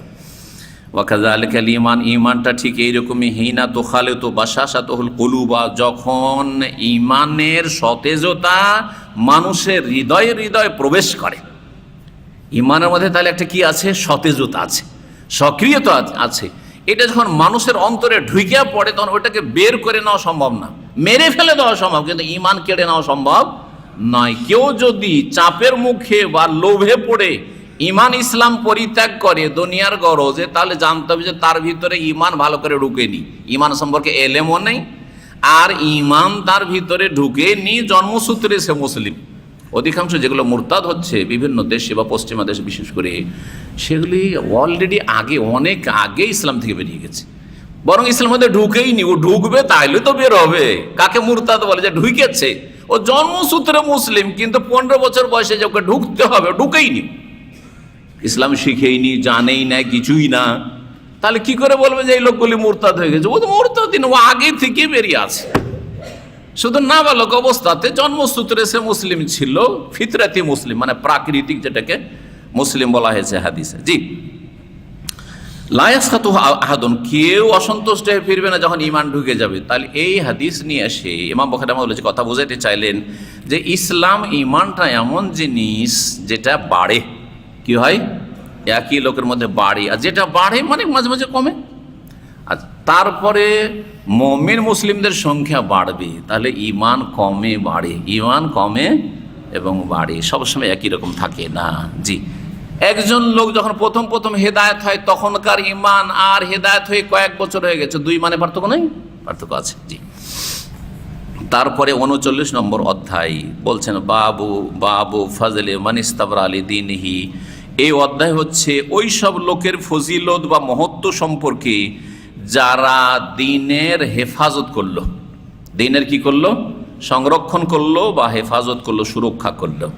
নোমান বিন বশির রাদিয়াল্লাহু তাআলা থেকে বর্ণিত হাদিস নম্বর 52, ইয়াকুল, তিনি বলছেন সামিয়তু রাসূলুল্লাহ সাল্লাল্লাহু আলাইহি ওয়াসাল্লাম ইয়াকুল, রাসূলুল্লাহ সাল্লাল্লাহু আলাইহি ওয়াসাল্লাম বলতে শুনেছি, আল হালাল বাইয়িন, হালাল হচ্ছে স্পষ্ট, আর হারাম বাইয়িন, হারাম হচ্ছে স্পষ্ট, হালাল হারাম স্পষ্ট। অবাইনাহুমা মুশাব্বাহাত বা মুশতাবিহাত, দুই রকম হাদিস রয়েছে। আর এর মাঝামাঝি কিছু অস্পষ্ট জিনিস আছে। হালাল ব্যবসা, হারাম হচ্ছে সুদ, তাই না? এইভাবে হালাল হারাম স্পষ্ট। গরুর গোস্ত হালাল, শুকুর কুকুরের গোস্ত হারাম, স্পষ্ট না? স্পষ্ট। কিন্তু কিছু অস্পষ্ট জিনিস আছে, কিছু অস্পষ্ট আছে, যে অস্পষ্টগুলি লা ইয়ালামুহা কাসীরুম মিনান নাস, অধিকাংশ লোক জানে না। কারণ অধিকাংশ লোক জনগণ, অধিকাংশ লোক আলেম নয়, হ্যাঁ, দিনের জ্ঞানী নয়, ফকিহ নয়, সুতরাং তারা জানবে কি করে? তাহলে অধিকাংশ লোক জানে না। অধিকাংশ জানে না তার মানে অল্প কিছু লোক অবশ্যই জানে। যারা অধিকাংশ জানে না তাদের উচিত হবে অল্প কিছু লোক যারা জানে তাদের কাছ থেকে জেনে নিতে হবে। এটা হচ্ছে এখানে শিক্ষা। ফামানিত্তাকাল মুশাব্বাহাত, সুতরাং যেই ব্যক্তি সন্দেহের বস্তুগুলি থেকে বেঁচে থাকলো, যখন সন্দেহ, ধরেন আপনার সন্দেহ হচ্ছে, সন্দেহের মালা মাসালা, অনেক জিনিসে আপনার সন্দেহ কিন্তু আরেকজনের সন্দেহ নেই। বন্ধকের জমি আর তার ফসল খাওয়া আর পুরো টাকাটা পরে নিয়েও নিলেন আপনি, আপনার জন্য সন্দেহ, কি জানি হালাল না হারাম, হালাল না হারাম, আর একজন হারাম খেয়েই যাচ্ছে বেপরোয়া হয়। আর একজনের কাছে স্পষ্ট যে এটা হারাম, কিন্তু আপনার কাছে সেটা কি মুস্তাবাহাতের অন্তর্ভুক্ত, মানে অস্পষ্ট। আপনার কাছে অস্পষ্ট যদি হয় তাহলে কি করতে হবে? করতে হবে না ছাড়তে হবে? ছাড়তে হবে। জর্দা আসল হচ্ছে হারাম, কিন্তু ধরেন আপনি শুনেছেন মাকরু, আপনাকে সন্দেহ লাগছে মাকরু না হারাম, ঘৃণিত, আর মাকরু হইলে তো করা ভালো জিনিস নয়, তাহলে আপনাকে বাঁচতে হবে না ধরতে হবে না খেতে হবে? না খেতে হবে না। তাহলে যেখানে সন্দেহ সেখানে কি ছেড়ে দেন, আপনি ছেড়ে দেন। জি। অমুসলিমদের হোটেলে, কাফের হোটেলে, জানি না এটা যে কিসের গোস্ত আছে না আছে, আমিও খাবো না। কি খাবো? নিরামিষ খাবো, সবজি খান, মাছ খান, ঝামেলা নেই। অমুসলিম হোটেলে খেতে হচ্ছে, অসুবিধা নেই, কিন্তু আপনি এমন জিনিস খান যেখানে হারাম থেকে আপনি মুক্ত থাকলে আপনি সন্দেহ কেন পড়তে যাবেন আপনি? জি। পশ্চিমা দেশে গিয়ে আপনি বার্গার খাবেন আর বলছেন যে হালাল ফুড লেখা আছে, হালাল ফুড লেখা আছে, তারপরে ভাই আপনি বাঁচেন, সন্দেহ হইলে বাঁচেন, সন্দেহ নেই। যারা অবশ্য যারা হালাল লিখছে ওদের বেশ কিছু শর্ত আছে কড়াকড়ি, ইনশাআল্লাহ হালাল হয়তো, কিন্তু কথা হচ্ছে তারপরে একটা লোক অধিক সতর্ক থাকতে পারে। আমি দেখেন, আমরা শরীর স্বাস্থ্য ঠিক রাখার জন্য হোটেলে খাই না, হোটেলের তেল হচ্ছে সস্তা তেল, তাই খাই না, ভালো তেলের হালকা ভালো জিনিস খেলাম, তাই না? তো শরীরটা রক্ষা করার জন্য এত যত্ন করছেন, তা ঈমান ইসলাম রক্ষা করার জন্য আপনি কেন যত্ন করবেন না? আপনি কেন মুসলিমদের হোটেলে খাবেন আর যেটা সেটা খাবেন? আর অসুবিধা নাই, এইটা ম্যাকডোনাল্ড হইলো, এতে কোনো অসুবিধা নাই। ভাই আপনার কাছে দেশের জিনিস আছে, দেশীয় জিনিস আছে, যেখানে আপনার কোনো সন্দেহ নেই, ওটা খান। বিদেশি জিনিস কেন খাবেন আপনি? ওমান ওয়াকাফি বলছেন যে যেই ব্যক্তি সন্দেহ থেকে বাঁচলো, ইস্তাবরা আলে দ্বীনি ওয়া ইরজি, সেই ব্যক্তি তার দ্বীনের হেফাজত করে নিল। প্রথম দ্বীনের হেফাজত হলো, আর মান সম্মানেরও হেফাজত করলো, মান ইজ্জতের হেফাজত হলো। কেউ বলতে পারবেন আরে আরে জানেন এই লোক যায় ইউরোপে যায় আর ওখানে গিয়ে ওই এদের হোটেলে গোশত খায়, বলতে পারবেন না, আপনার মন্তব্য করতে পারবেন না। জি। যদিও আহলে কিতাব জবাই করা খাওয়া জায়েজ, কিন্তু আপনাকে নিশ্চিত দিতে হবে যে আহলে কিতাব কি জবাই করছে না কি জবাই করছে, যথাসাধ্য সন্দেহ থেকে বেঁচে থাকবে। এক কথায় ওমান ওয়াকাফি শুবহাত, আর যে সন্দেহ পড়লো রাই ওয়াকাফিল হারাম, অন্য হাদিসে রয়েছে সে হারামে লিপ্ত হইল। সন্দেহ যাও মানে বর্ডার আছেন, তো যে কোনো সময় হারামে লিপ্ত হইতে পারেন, কারণ এইখানে কাছে কিন্তু হারাম আছে, এইখানেই কাছেই হারাম আছে। জি।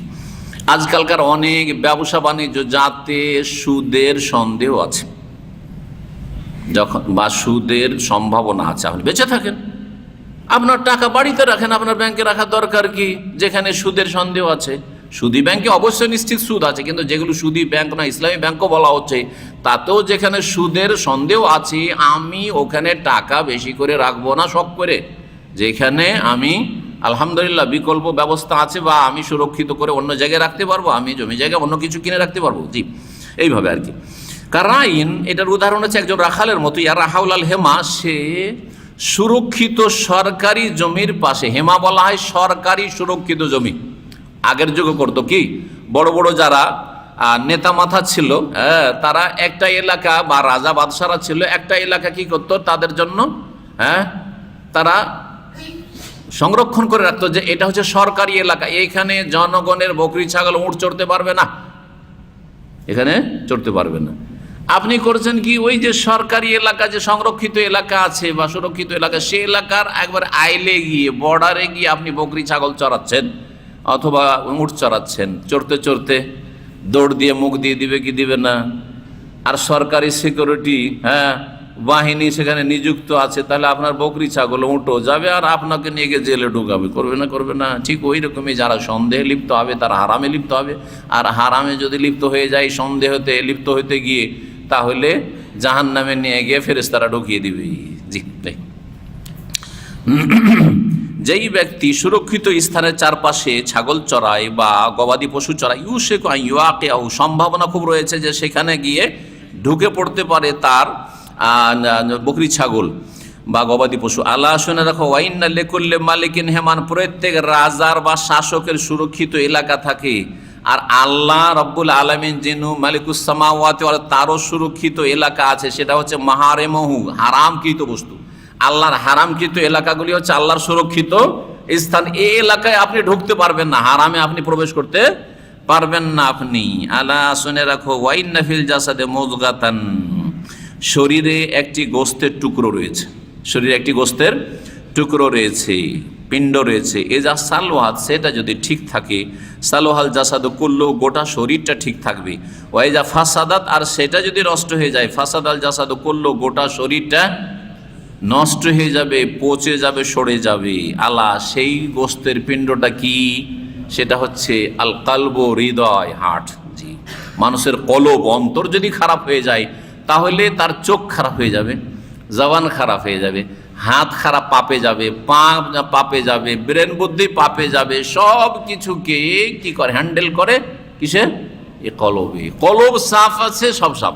দেখেন, মানুষের সাথে যদি আপনার সম্পর্ক খারাপ হয়, আগে আপনার কলব খারাপ হয়, ধর এই লোকের সাথে আমি সম্পর্ক রাখবো না, মনে এ কথা বসেছে। তারপরে তখন ওকে দেখলে মুখটা ফিরিয়ে নিচ্ছেন, হ্যাঁ, ওকে দেখলে, আর না হলে ওটাও না দেখেছে টান দিয়ে, যাতে সালামি না করতে হবে। কথা বোঝা গেছে না? ওর উপকার করবে না, অপকার করবে, ক্ষতি করার চেষ্টা করবে না। কোথা দিয়ে শুরু হয়েছে? শুরু হয়েছে অন্তর দিয়ে শুরু হয়েছে। শয়তানিটা এখান থেকে শুরু হয়েছে কিন্তু। জি, তো ওই গোস্তটা ঠিক রাখতে হবে। অন্তরকে যে ঠিক রেখেছে, ইল্লা মান আতাল্লাহ বিকালবিন সালিম, সুস্থ অন্তর নিয়ে আল্লাহর কাছে যদি হাজির হইতে পারে, তাহলে সেই ব্যক্তি কামিয়াব হইতে পারবে।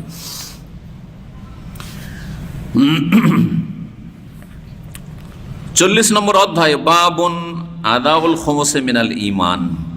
আগের অধ্যায় থেকে যে কথাটি শিখালেন ইমাম বুখারী রাহমাতুল্লাহ আলাইহি, যে ব্যক্তি দিনের হেফাজত করলো, দিনের দিন হচ্ছে ঈমান, দিন হচ্ছে ইসলাম, সুতরাং ইসলামের হেফাজত করতে হবে, ঈমানের হেফাজত করতে হবে।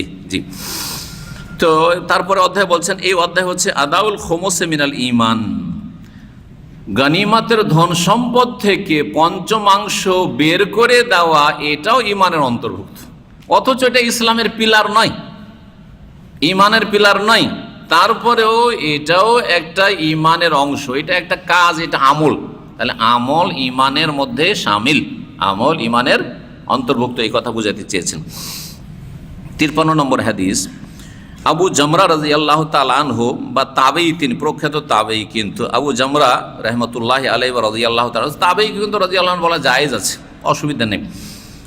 যদিও পরিভাষা হচ্ছে উত্তম হচ্ছে সাহাবীদের সাথে সীমিত রাখা, যাতে শুনলে আম জনগণ বুঝতে পারে যে রাদিয়াল্লাহু বলা হলো তার মানে সাহাবী, আর রাহিমাহুল্লাহ বলা হলো মানে সাহাবীদের পরে কেউ হবেন। জি, যে কোনো মুসলিম ব্যক্তিকে রাহিমাহুল্লাহ বলা যেতে পারে যদি মৃত হয়। তাহলে আবু জামরা রাহিমাহুল্লাহ রাদিয়াল্লাহু আনহু থেকে বর্ণিত, তিনি বলছেন, কুনতু আকুদু মা ইবনে আব্বাস, আমি আব্দুল্লাহ বিন আব্বাস রাদিয়াল্লাহু তাআলা আনহুমার সাথে বসতাম। ইনি আবু জামরা আব্দুল্লাহ বিন আব্বাস রাদিয়াল্লাহু তাআলা আনহুমা, যিনি রাসূলুল্লাহ সাল্লাল্লাহু আলাইহি ওয়াসাল্লামের সবচাইতে বড় আলেম সাহাবী ছিলেন, মুফাসসির ছিলেন, যার জন্য স্পেশালি দোয়া করেন রাসূলুল্লাহ, চাচাতো ভাই রাসূলুল্লাহ সাল্লাল্লাহু আলাইহি ওয়াসাল্লামের, তার খাস ছাত্র, বিশিষ্ট ছাত্র।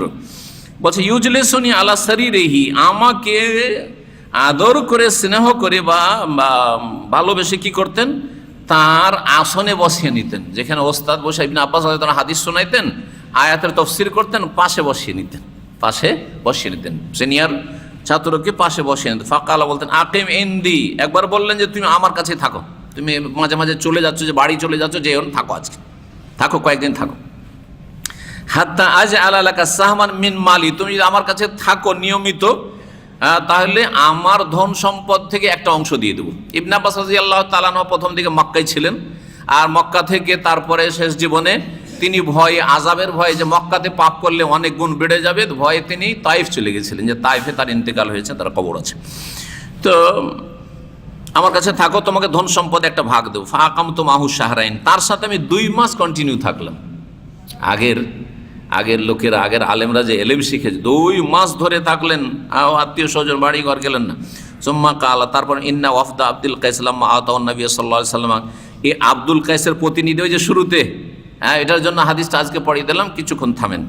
আব্দুল কাইসের এই প্রতিনিধি যখন নবী সাল্লাল্লাহু আলাইহি ওয়াসাল্লামের কাছে আসলো, তখন নবী সাল্লাল্লাহু কি বললেন তাদেরকে? বললেন, মানিল কওম, কে এই লোকেরা, আও মানিল ওয়াফদ, এই প্রতিনিধি দল কে? কালু, তখন তারা বলল, রাবিয়া বংশের। রাবিয়া হচ্ছে বংশ, বড় বংশ, আর আব্দুল কাইস হচ্ছে গোত্র একটা। তো এদের বসবাস কোথায় ছিল বললাম? এই আলহাসা এলাকা থেকে শুরু করে এই যে এলাকাটা রয়েছে, আমাদের যে এলাকা আমরা আছি, পূর্ব দিক সৌদি আরবের এখানে। জি, আর মোদার এলাকা, মোদার একটা বিশাল গোত্র, সবচেয়ে বড় গোত্র বংশ ছিল মোদার বংশ। এই বংশ বাস করতো রিয়াজ থেকে আল কাসিম নাজদি এলাকাতে বাস করতো। এই আব্দুল কাইসের এদেরকে বা রবিয়া, এরা ইসলাম গ্রহণ করেছিল মোদারের আগে। মোদাররা কাফের অবস্থায় ছিল তখন। তো এরা ইসলাম কবুল করে মদিনা যাবে নবীর সাথে দেখা করতে, মাঝখানে কাফেরদের এলাকা দিয়ে পার হইতে হয়। সুতরাং বড়ই তাদের এই সফর বড় ঝুঁকিপূর্ণ ছিল। একজন, দুইজন, 10 জন সফর করে যেতে পারতো না। জি হ্যাঁ, বিশেষ সময়গুলিতে যখন যুদ্ধ বন্ধ থাকতো, কারণ এক গোত্রের আরেক গোত্রের সাথে, এক বংশের আরেক বংশের সাথে আরবদের মধ্যে লড়াই চলতেই থাকতো। আর বড় বংশগুলি তো বুঝতেই পারেন, আমাদের দেশে এখন কিন্তু গ্রাম অঞ্চলে এক বংশের আরেক বংশের সাথে খুব রেশারেশি, হ্যাঁ আছে না, টানা পোড়া আছে। জি, তো বললেন যে আমরা রবিয়া কালা মারহাবান বিল কওম, স্বাগতম এই সম্প্রদায়কে, আউবিল অফ দে এই প্রতিনিধি দলকে, গায়রা খাজায়া ওয়ালা নাদামা, যারা লাঞ্ছিত হয়ে আসে নাই, ওয়ালা নাদাম আর অনুতপ্ত হয়ে আসেনি, মানে সসম্মানে এসেছে। তারা যে স্বেচ্ছায় এসেছে দিন শিখতে বা ইসলাম গ্রহণ করতে বা ইসলাম গ্রহণ করে এসেছে সাক্ষাৎ করতে, এরা লাঞ্ছিত নয়। লাঞ্ছিত যারা ইসলাম কবুল করেন না।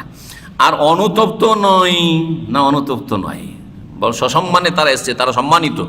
নবী সাল্লাল্লাহু আলাইহি ওয়াসাল্লাম তাহলে এইভাবে কি করলেন, আপ্যায়ন করলেন বা ইস্তেকবাল করলেন। তো এইরকমই কোনো মানুষ যদি নতুন মানুষ আসে, তো আমাদের ওইভাবেই মানুষকে সাদর সম্ভাষণ জানানো উচিত। তারপরে বললেন যে ফাকাল, ওরা বললো ইয়া রাসূলুল্লাহ, হে আল্লাহর রাসূল, ইন্না লা নাস্তাতিউ আন নাতিয়াকা ইল্লা ফি শাহরিল হারাম, আপনার কাছে আমরা আসতে পারি না একমাত্র হারাম মাস ছাড়া। হারাম মাস কয়টি? 4টি। কি কি? 3টি পরপর, জিলকাদ, জিলহজ, মুহররম, আর আরেকটি হচ্ছে রজব। এই 4টি মাসে দুশ্মনরাও হামলা করতো না, কারণ শ্রদ্ধা করতো মাসগুলির। নানারে দুশ্মন হলো, দেখতো দুশ্মনকে, তারপরে ওকে মারতো না। দুশ্মন খুন করেছে আমাদেরকে, তারপরে মারতো না, না মারা যাবে না, কারণ এই সময় হারাম, চরম অপরাধ হয়ে যাবে। এগুলো ছিল তাদের মধ্যে। ইসলামে এটা রহিত করে দেওয়া হয়েছে।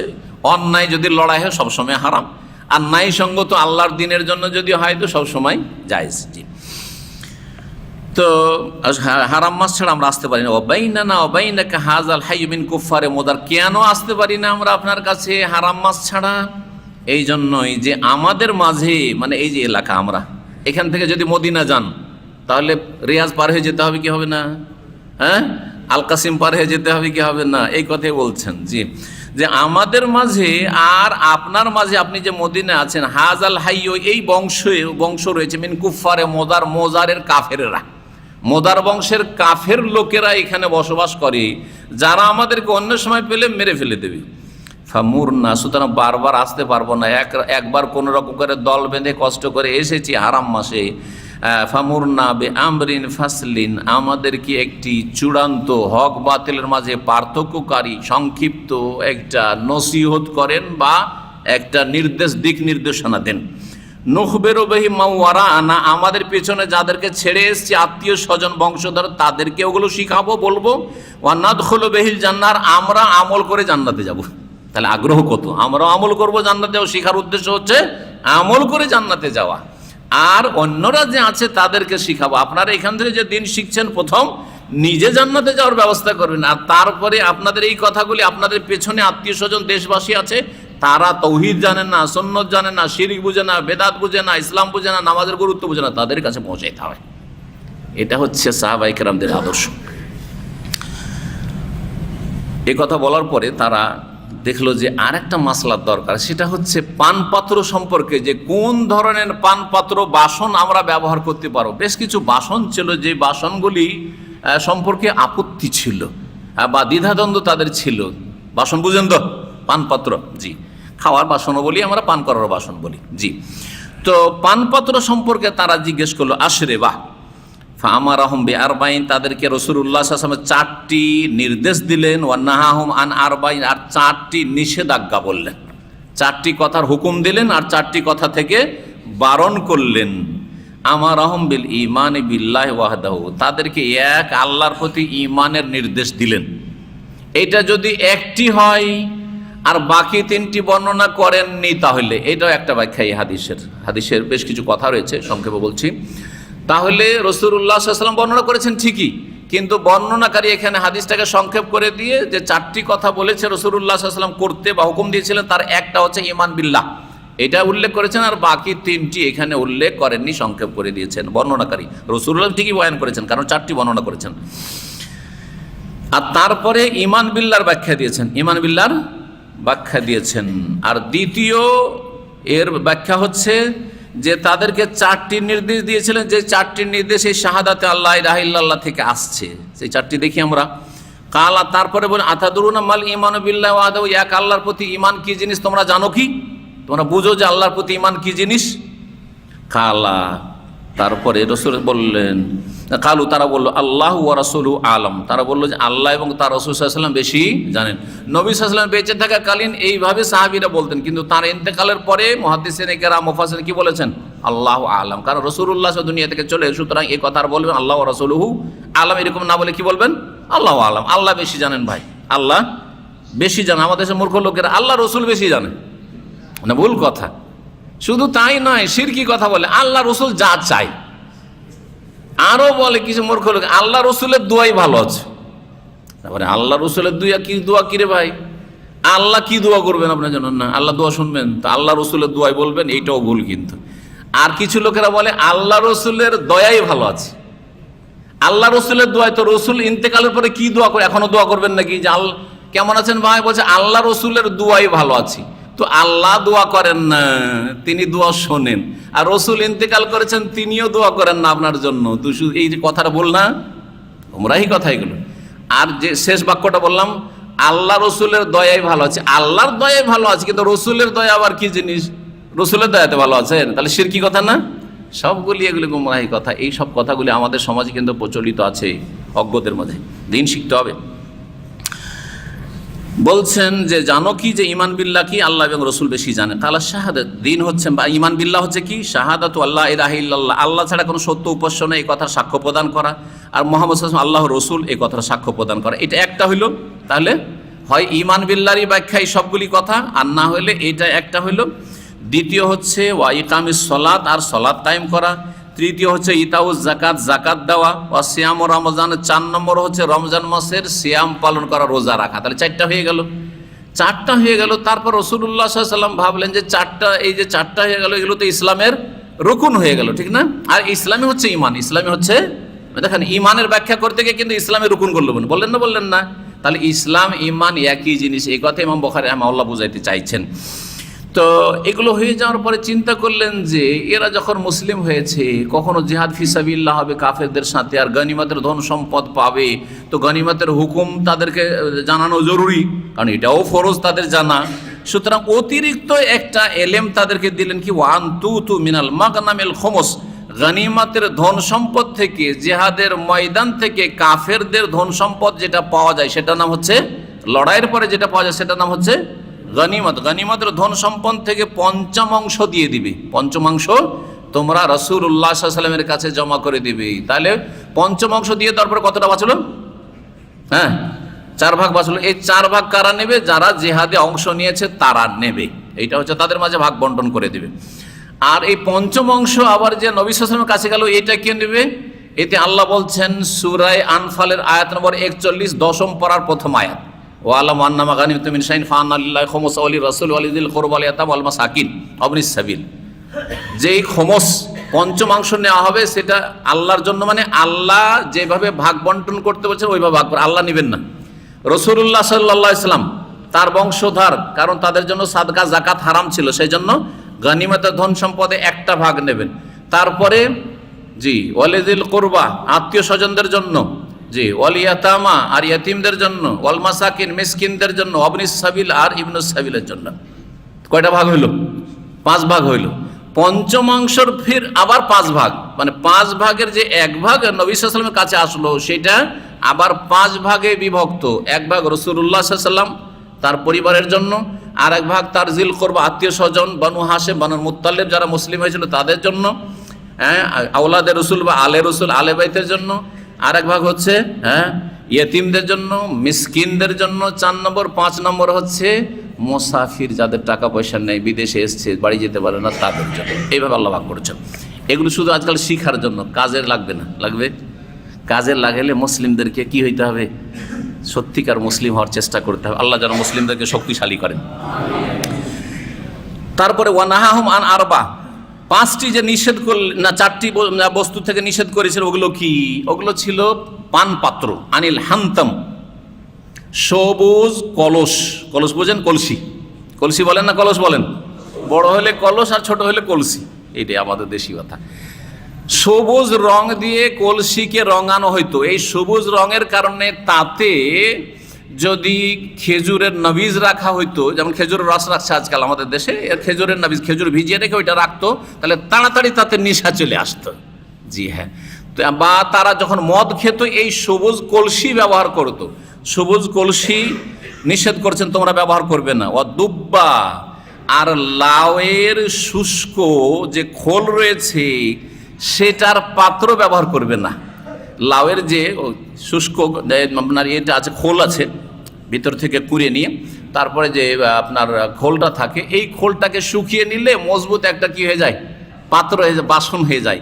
এই বাসনে তারা ওই যুগে মদ পান করত। নিষেধ করলেন, তোমরা লাউয়ের এইরকম শুষ্ক খোলের পাত্র ব্যবহার করবে না, তোমাদের পানি হালাল পান করতে গিয়ে মদ হারাম হয়েছে, সুতরাং এই বর্তনগুলি বাদ দাও। ওয়ান নাকির, এবং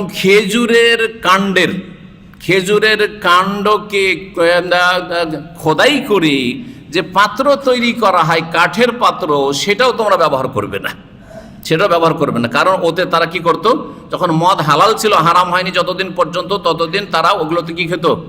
মদ খেত। ওয়াল মুজাফফাত, এবং আলকাতরা, আলকাতরা বলেন তো, আলকাতরায় রঙা পাত্র ব্যবহার করবে না। এই 4টি পাত্র রাসূলুল্লাহ সাল্লাল্লাহু আলাইহি ওয়াসাল্লাম নিষেধ করলেন। আর বললেন এই মুজাফফাতকে কখনো কখনো কোনো হাদিসে মুকাইয়ার বলা হয়েছে, একই জিনিস। বললেন ইহফাজুহুন্না, এগুলো তোমরা সংরক্ষণ করো, মুখস্থ করে নাও। ও আখবিরু বিহিন্না মান ওয়ারাআকুম, আর তোমাদের পেছনে যারা আত্মীয় স্বজন আছে তাদেরকে এসব শিখিয়ে দিও। এই পাত্রগুলি কেন নিষেধ করলেন, এটা দিয়ে আলোচনা শেষ। পাত্র এই জন্য নিষেধ করলেন, একটি ব্যাখ্যা হচ্ছে যে এই পাত্রগুলিতে আরবরা মদ খেত। কখন? যখন মদ হারাম করা হয়নি, ইসলাম কবুল করেছে, তারপরে মদ হারাম করা হয়নি। মদ হারাম করা হয়েছে 6ষ্ঠ হিজরিতে, তার আগে পর্যন্ত মদ খেত লোকেরা। অনেকে মদ খেত, সবাই না খেলে অধিকাংশ লোকই মদ খেত। মদ যখন হারাম করা হইলো, যেই পাত্রগুলিতে লোকেরা মদ খেত, ওগুলো দেখলে মদ মনে আসবে না? আসবে না? আসবে না? জি, কোনো জিনিস যদি আপনি দেখেন বা কোনো জায়গায় কোনো কিছু করে থাকেন, ওটা দেখলে কিন্তু আপনার গুনহাটা মনে চলে আসবে। আসবে না? আসবে না? কোনো একটা সিনেমা হলে সিনেমা দেখেছেন, যখন ওই জায়গায় যাবেন, আরে কোন এক সময় আমি খুব সিনেমা দেখেছি, মনে আসবে না? আসবে না? তো এই জন্য প্রথমখানে হারাম করা হলো যে মদ হারাম করা হয়েছে। আর এই পাত্রগুলিতে মদ খেত লোকেরা, যদি এই পাত্রগুলি এখন ব্যবহার করে তো চট করে আবার মগজে মদের কথা ঢুকে যাবে, তখন আবার নিশা ফিরে না আসে। সেই জন্য এই পাত্রই বাদ দেয়, এই বর্তনগুলি একবার হারাম করে দাও কিছুদিনের জন্য।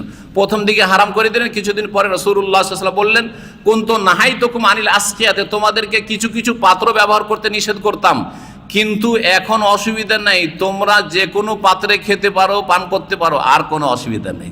তাহলে এই হাদিস কি করা হয়েছে? রহিত মানসুখ করে দেওয়া হয়েছে, যদি এই ব্যাখ্যা করা হয়।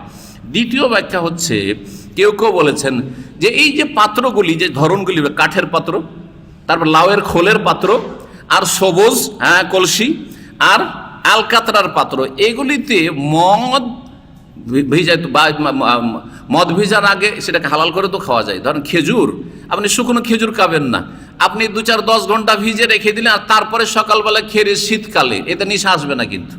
যেমন খেজুরের রস খাওয়া এরকম করে জায়েজ বিনা নেশাতে, তেমন এটাও জায়েজ, এটাকে নাবিজ বলা হয়।